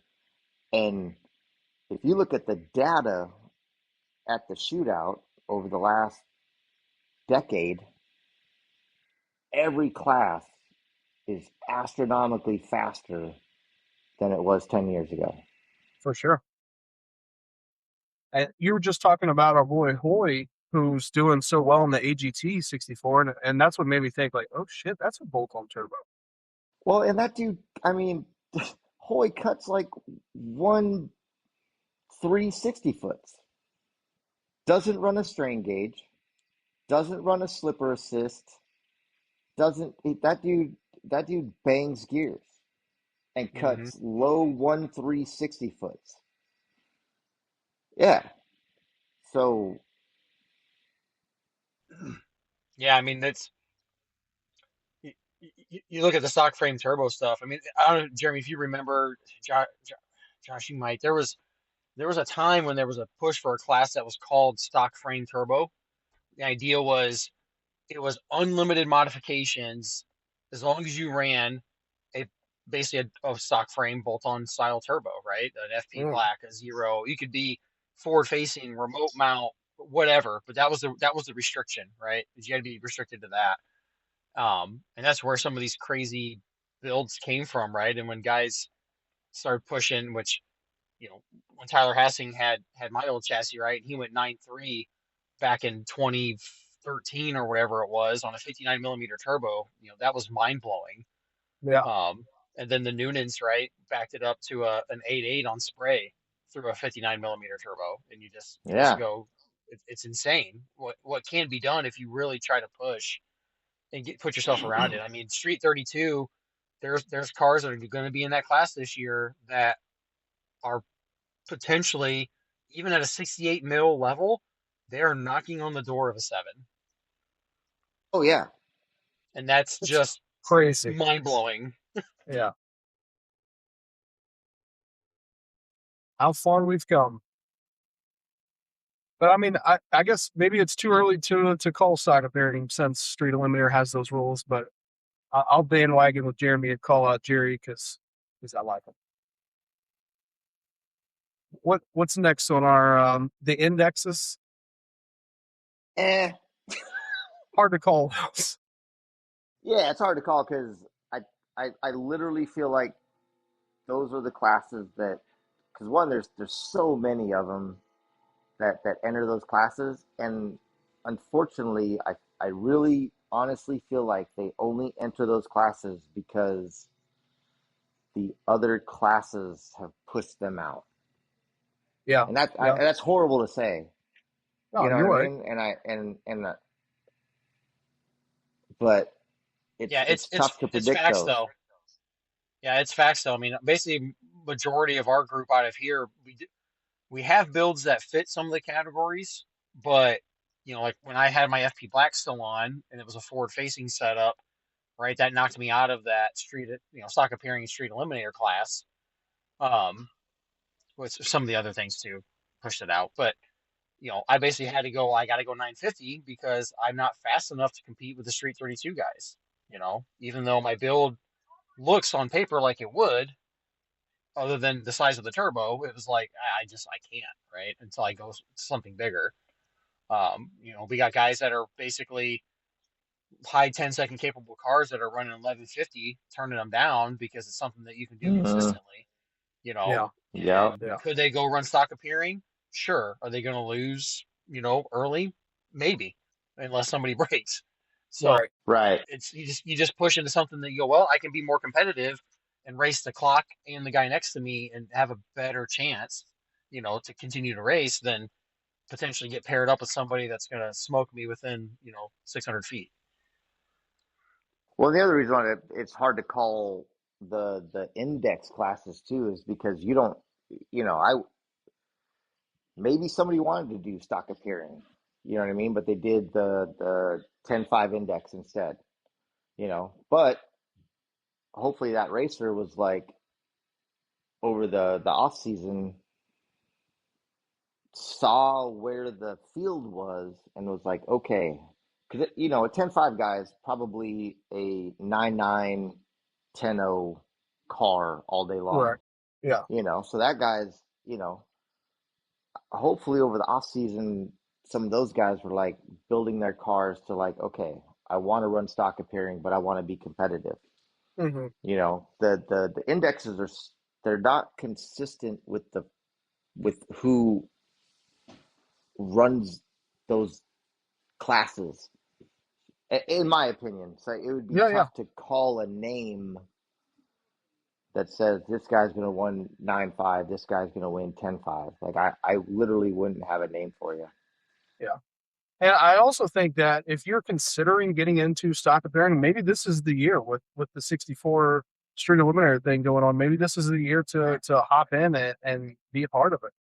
Yes. Make make stock appearing great again. It's a slogan. It needs to be on T-shirts. Make stock appearing great again. I like it. All right, fellas. So we've picked our winners. Let's talk about any storylines that may be happening this year. Are we seeing any like kind of rivalries brewing up? I know one that pops in my head. If I can get us started, is Tony Marks and Kevin Collins. It seems like somehow they're always in the finals together against each other. Oh, you got to throw Brandon in that. That's true too. Yep. You got to put him in a trio. Yep. Because behind the scenes, they're talking crap. I imagine they have a group chat together and they are just shit talking the hell out of each other. Oh yeah. So, that's a huge one because Brandon's out for blood. So he's had some R&R. Now he's ready to whip some ass. yeah, exactly. He got his kill on. Now he's back in the States and wants to do it in a different manner. But 100% agree with the three though. Yeah. What else we got out there? I was going to say it's really Tony Marks versus the world. I mean, that's been pretty well known for a long time. I don't know if it's his. I'm glad you said it. No one has said it. Status or what? Yes, but, yes. I was going to say no one has said it for a while, a couple episodes, but Tony Marks and his pro mod. Yep. You see, he's got an RV now. My God, might as well be John Force out there. Yeah, I mean, if it wasn't for the fact that he still wrenches in the gravel lot, I mean, I'd be questioning the whole car. I think that's all facade. I think somewhere he has like a white floor, like everybody has to be in dust-proof suits. That's how he's putting that car together. And then who's the guy with the ugly? It looks like a fighter pilot 2G. Kenny Klein, yeah. Oh yeah, that same thing. That he probably has rivalries all over the place. Yeah, not even we're talking about. He already knows. Yeah. Let's see who else is out there. I mean, it feels like. Go ahead. You got Rafe and Nick, even though they're best friends and they're in the, same crew. I've literally been on the track and see them, because every time they line up against each other, one of them breaks, right? That's the going rumor. So that's a big rivalry. Brandon and I will be rivaling this year. Love the dude, but I'm kicking his ass. Who else? If my love slave and Jerry go stock appearing, because that little group, they all talk shit together, which is great. I was gonna say a big one. When you and Mike Rubin line up, somebody red lights. Oh man, don't even. Mike's the best though because he made us the coolest red light plaques ever that I've got hanging up in my shop. But yeah, you're right. If it's me, Mike, or Matt that line up against each other, somebody's red lighting. Too funny. Who else? Big rivalries. Andrew, you got some new faces and some new cars in the club. Are we seeing any call outs out there? No, everybody's builds are still not sorted out. So I mean, there's a lot of bench racing, but yeah, that's about as far as it goes. I mean, right now my car is so far from being done, I can talk all kinds of shit. So Jack stand racing, I love it. The more it's on jack stands, the more you have time for that. As I know, there used to be, John Royer always seemed to create some friction with people, but I don't know if it seems like that's quieted down a little bit. I don't know. I haven't heard much on his build this season or what his plans are, but I'm sure he's going to have some targets that he's got his eyes on. Yeah, for sure. Him and Kadani. It seems like those cars are both getting some good upgrades over the season. Yeah, I've been watching Kadani's build closely, and that's another one that's going to be nasty this year. Anybody else that we can think of? In any shop versus shop trash talk that we've been seeing? No trash talk, but again, I think my boy Ben is he wants to take RRT down. I don't know this to be true, and again, Ben has not said anything of the sort. I just want to put that out there. But you know what I mean? Because again, he's so close, and they go back and forth and stuff like that. And I love to see two greats go at it. You know what I mean? So, um, but again, I absolutely no shit talking. I wish there were. That would be fun. Because I'm always down for a little bit of shit talking in a friendly way. Yeah. But yeah, I I think that's a silent rivalry. Now since Ben left, has lost the backing of Boosted Performance, do we feel like that rivalry is still there? Uh, I I won't speak on it because I don't know the reason, the why behind that. And so I the answer is I wouldn't want to speculate on that one. That was a long relationship. Oh, 100%, yeah.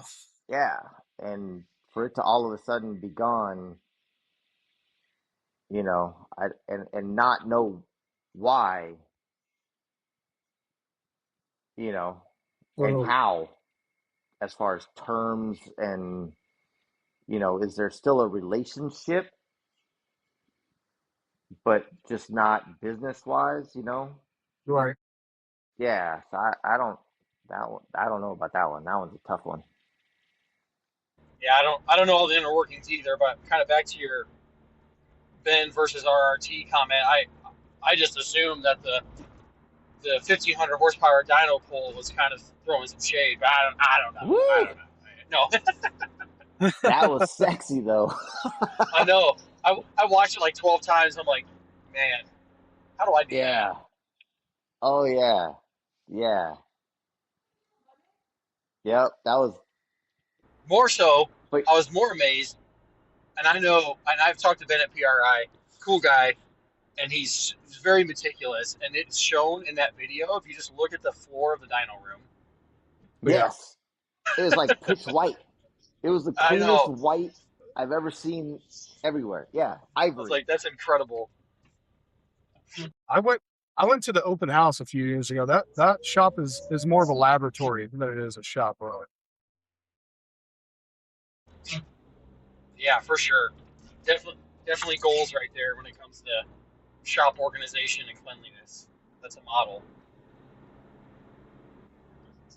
All right, so we've kind of got into the rivalries and the trash talk, and let's talk about the car component rivalries. We'll talk about auto versus manuals. The 67.5 is making progress. I'll say I'm a big fan, but obviously the 426 is still going to be on top. So what are we thinking as far as we don't really see a lot of Evos versus DSM, rivalry talk except for maybe stock pairing. What are you guys seeing out there?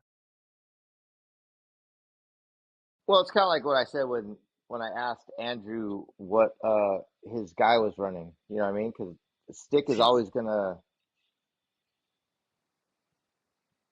kind of get a little nervous when we're up against autos, right? Because there's a lot of crap going on in the car when we launch Mhm. and stuff. So, um, but on the other side, you know, I, how many GTRs have I beat in my?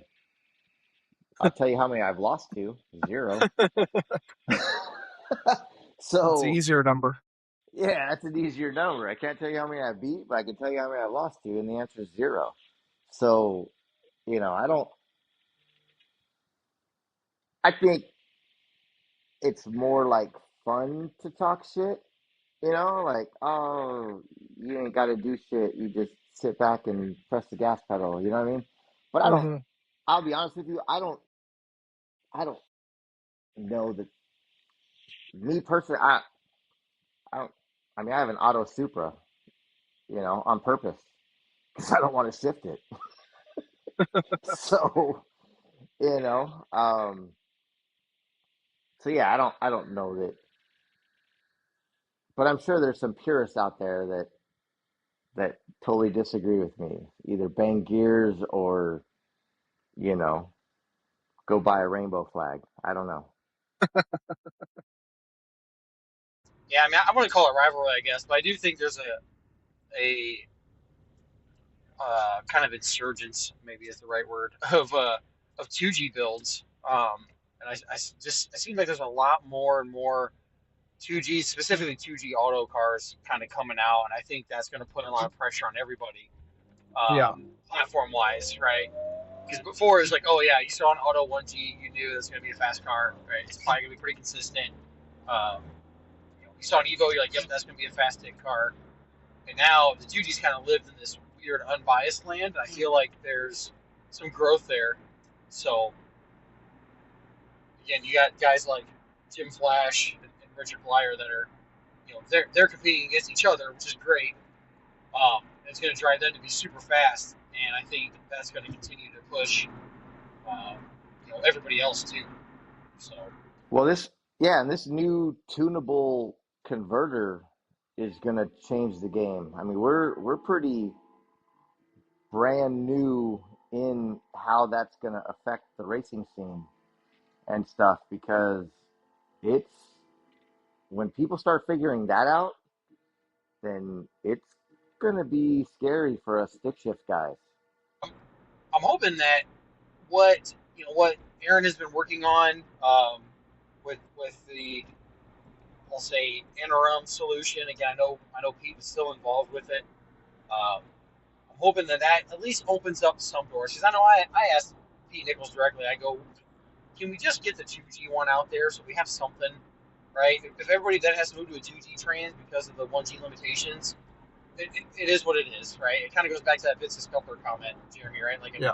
that's the thing that makes the builds work, then that's what it is, right? That's what we're going to start using, and we're going to run it. Yeah. So it's just getting that pressure put on, and trying to find this solution that works. And unfortunately, there's going to be a lot of money and time and probably broken parts in the process. You guys that are trialing these parts, right? But again, Kigley didn't go sevens overnight with an auto, right? That went from a very painful process to something that we're all using now. So it'll get there. I definitely think that the autos are going to help. I mean, we're seeing some progress on the 2G side, but the 1G side seems a little bit stagnant at the top. And I think that some type of converter may be the piece that really helps keep the reliability together and start helping those guys push back up there. I mean, we really thought that Aaron was going to run sixes 2 years ago, and I definitely think his car's capable of it. Yeah, that's the part that, like I said, that's the part that's going to be because we do, there are new parts coming out. So, and then we're going to see a lot of that at the shootout this year because Yeah. I know some converters have gone out. Um, I know some that have them and stuff. So there's going to be a lot of testing and tuning before then and stuff. So it's going to be interesting to see how that affects it, essentially the 60 foot, right? Um, but yeah, that because again, autos for us stick guys, we're always like, man, we gotta, we have to get off the line or we're screwed. What do you guys think about the big block Mitsubishi cars? They seem to be a little bit. We started out with one, now we're seeing 2, 3, 4 at the shootout. Do we think that those cars are gonna, make some waves in the in the shootout. We saw the LTO, the Blue Mirage. It was all motor last year, and now it has a big turbo. He's kind of keeping his times close to his chest. I know from what I spoke to him a little bit, he's planning on coming back to the shootout. And what motor's in it? The 67.5, the 3.8 Yeah, liter. 6075. Yep. Whew. Yeah, I think the big thing there, Josh, it's going to take guys like him, guys like Eric, guys like Sean Warning, right? They're them continuing to be successful and figuring out the nuances and getting them on the track and showcasing them. It's going to drive the motivation of people to explore those builds, right? Because personally, I see a lot of potential to put those in spaces to be more competitive, whether it's drag and drives, small tire events, no prep events, right? Depending on the chassis you're trying to use. But it gives you a much more motor to really compete at some of those higher levels. Again, if we get them sorted out enough. And again, what Eric and Sean have been doing specifically around the 6075, I mean, they're pushing it, right? They're pushing that envelope and they're figuring out ways to make it work. So I think we get more of those builds out there, more people see them. They're going to start going, oh, what if I did something cool like a 6G swap Conquest build, right? Do a rear-wheel drive Right. setup or, whatever. There's going to be some thoughts that start, coming together because of that. And as long as we have, the Bill Hinchners and whatnots that are doing, transmission adapters and stuff to help out with everybody, like, I definitely see so much growth there. But it's only going to happen if you get a strong core group of people that continue to push and showcase it. Yeah, it's kind of crazy that the big progress that we're seeing with that engine and those the smaller lightweight platforms is all Central, South Florida, and Puerto Rico. I think once that starts coming up here a little bit more, I think it'll be, like you said, a lot more popular. All right, so let's talk about our favorite parts, our predictions, the ones I didn't get so right last year. We'll do a kind of a round robin. We'll do one each, and we'll do 3 rounds. The last one should be your bold prediction, the one that is the least likely. I'll go first, I guess. My first prediction is that. Oh, this is a tough one. I don't know which one I want to do first, I guess. My first prediction is that Mike Wooler will go a 700 or better. Whew. Ooh, wow. All right. Okay. I'll make another 7-second assumption here. I'm gonna give Tony Marks one more chance here to prove me wrong, right? However you want to look at it. I think he's gonna get his 7 this year, though.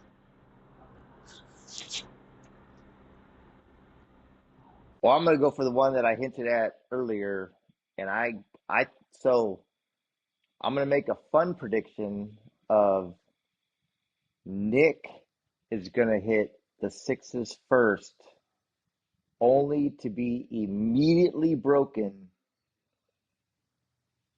by Rafe the very next run. Okay. And just to be clear, this is Like not that. your bold prediction. No, because it seems that I'm going off of pattern. My second prediction is that, and this is another fun one. We'll all appreciate this as stock carrying guys. Sebastian from Canada will beat Adriana this year on the 4-cylinder bolt-on list with his TPC 64 millimeter. Ooh. All right, He's I like already that very, very close. Well, I'm gonna say, and again, Jeremy, this was written down before I even knew you were joining us here. I had you going bottom 8s. Oh man, my man. My man. Let's see.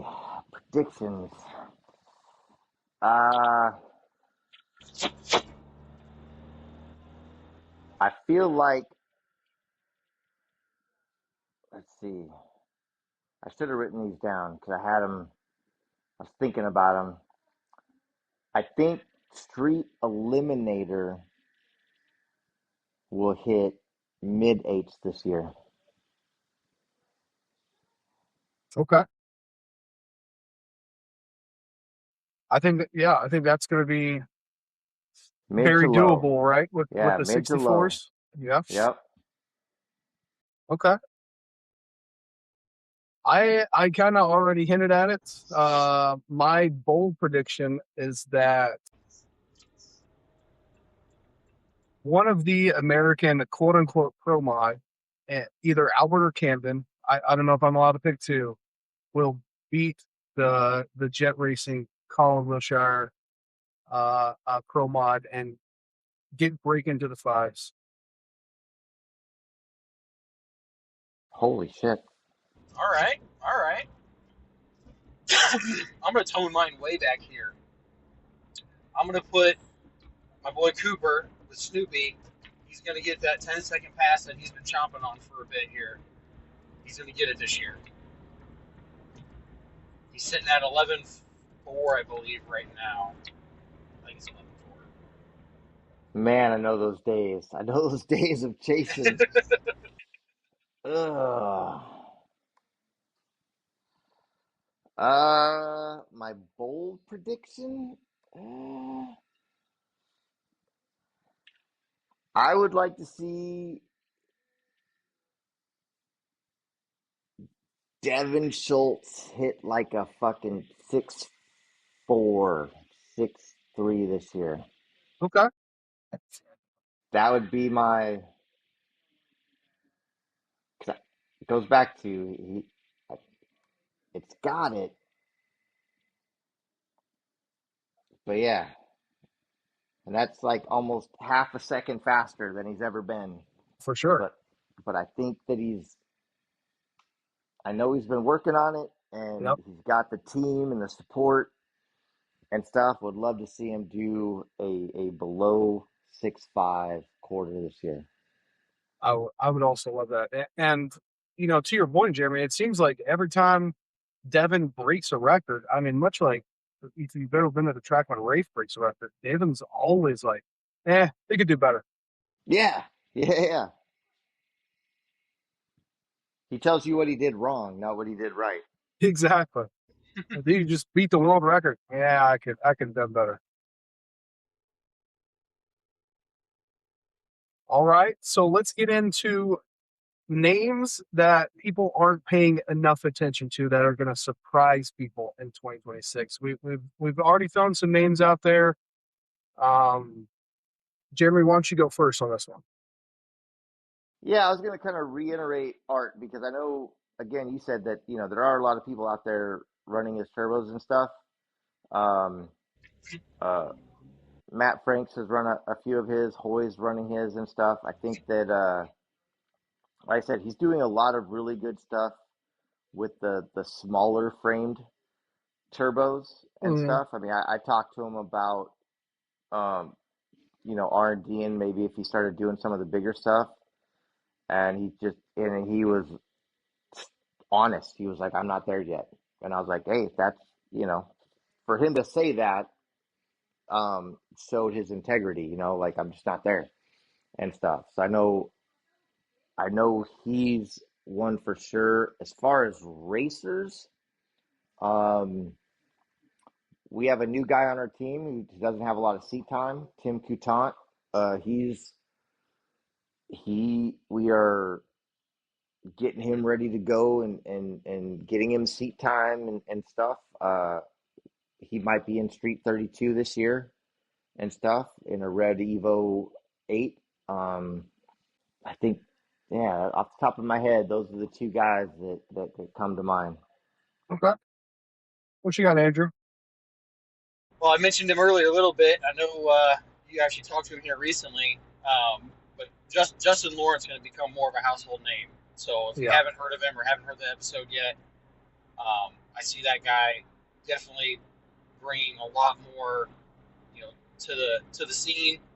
He is out, West Coast area, or not really coast, I guess, but out west. Uh, but yeah, it's he's definitely going to be a force to be reckoned with, and I hope he can get the car to the shootout. Probably not this year. I think he said he's going to try to make it out, experience it, and then figure out how to get the car here. Yeah. But yeah, that's definitely going to be a build that makes waves, and he's going to continue to be successful, I believe, for a while. Mine has to be I don't know how many people are really paying attention to this car, and it is one of those quote unquote pro mods. His name's Brian Melendez out of Puerto Rico. It's Cathleys Racing is the name on Facebook, and it is this stretched out 1G. I mean, it is very cool to look at, like a powder blue. And we've spoken a little bit over the off season, and he's told me about some upgrades, billet block, 88 millimeter, and I think there was just a pro mod event in South Florida. He wasn't able to make it to best his time. I think he's already in the high sevens. But I do think that by the end of 2026, this guy's going to be like Albert and some of them other guys, Mikel Rosado, that we already know and talk about. This car is going to be up there making some waves.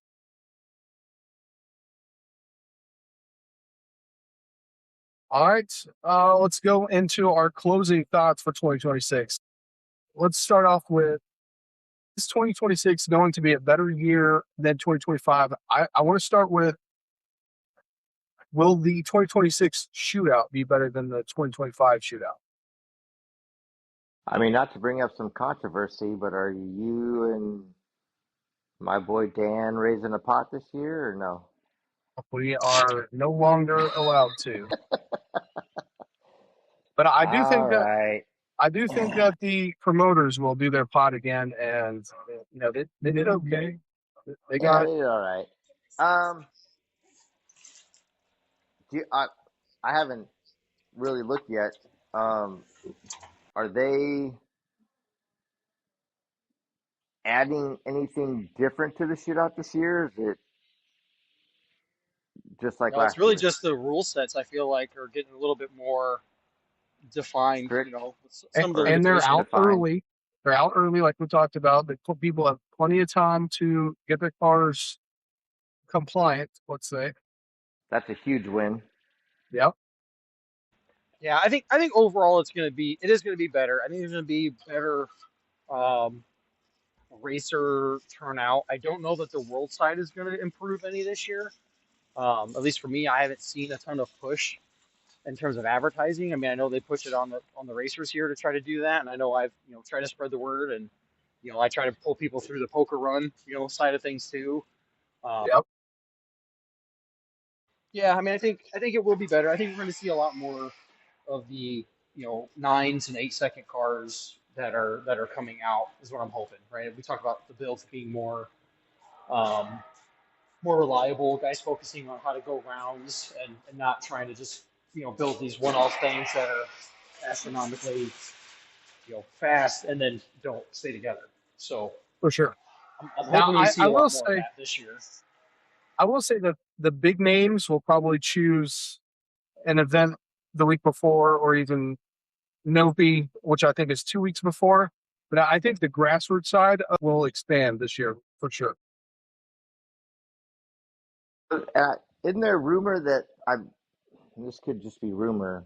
I thought I had saw something like STM's coming back this year and stuff because I know it's been a few years since they've been to event, and I thought I saw that they might come back out to the shootout this year and stuff. Again, could be totally wrong, but um, I thought they were coming this year, which I would be mean, great. yeah, for sure. Um, but yeah, I think this year's going to be, it's going to be a lot like last year and stuff. I think the turnout last year was it was a hell of a lot better than I was expecting, to be honest. Yeah. Um, I mean, just like Matt, we saw a lot of people out there that hadn't been in a while, so that was really nice to Yeah. see. All right, so what do we feel about is the overall community going to be better in 2026 than it was last year?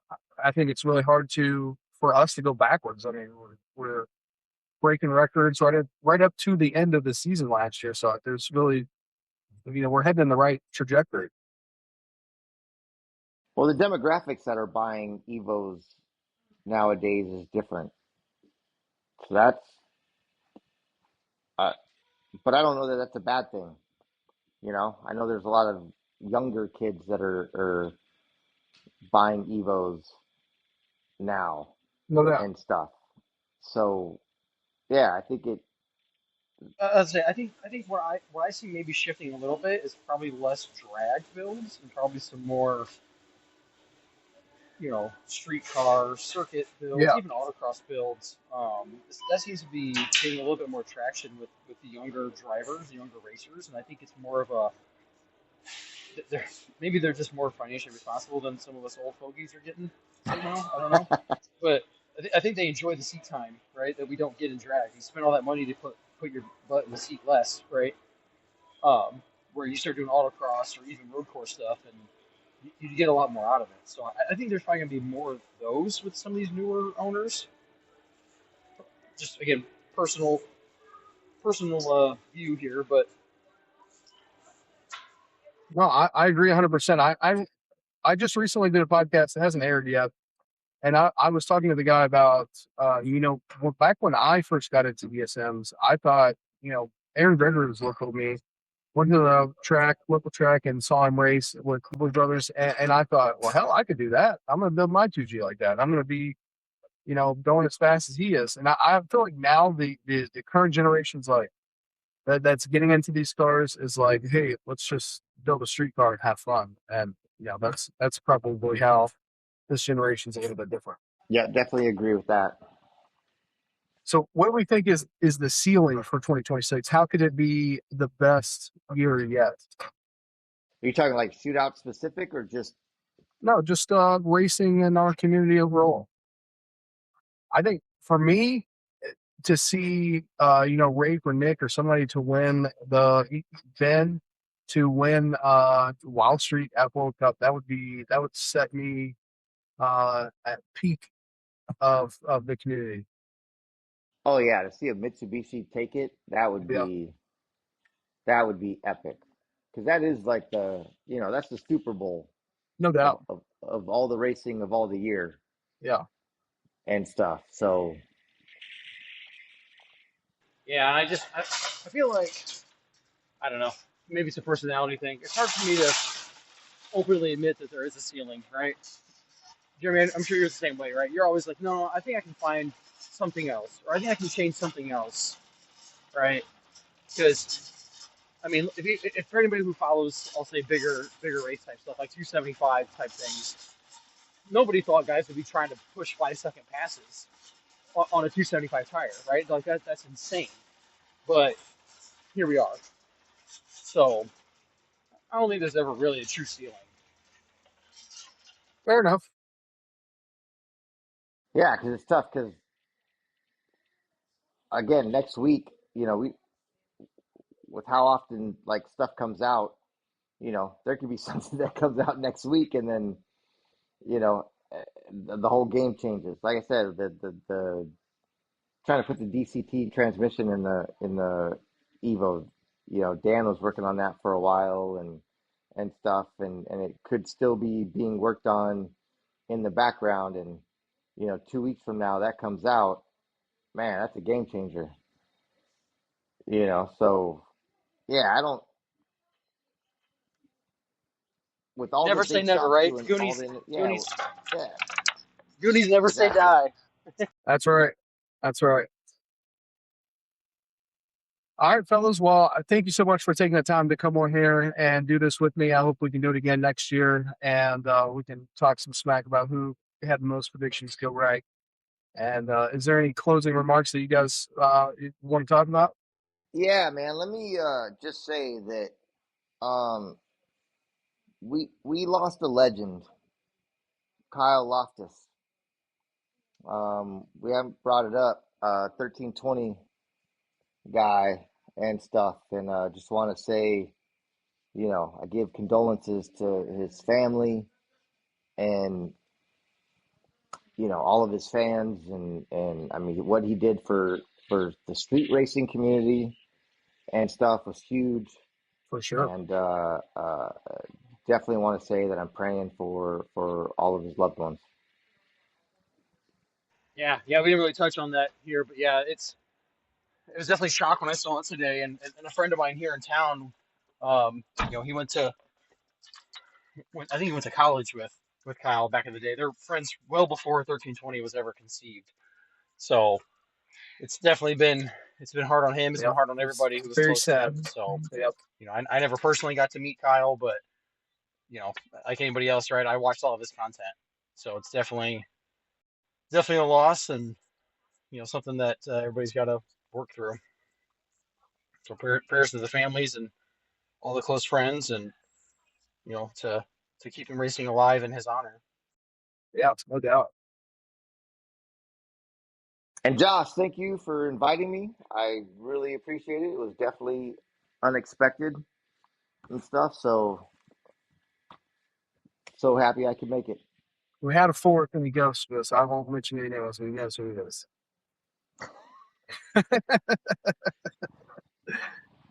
But all right, fellas, have a great night. Thank you again. Yep. All right, thanks, Josh. Thanks for everything. Thanks, Jeremy. You guys have a good one. Thanks, Andrew. Yep, you too. Thank you for listening to the MitsuTimes podcast. Check out our Instagram and Facebook for daily updates. Get added to our list by going to MitsuTimes.org and clicking Submit a Slip. Thank you to all of our sponsors.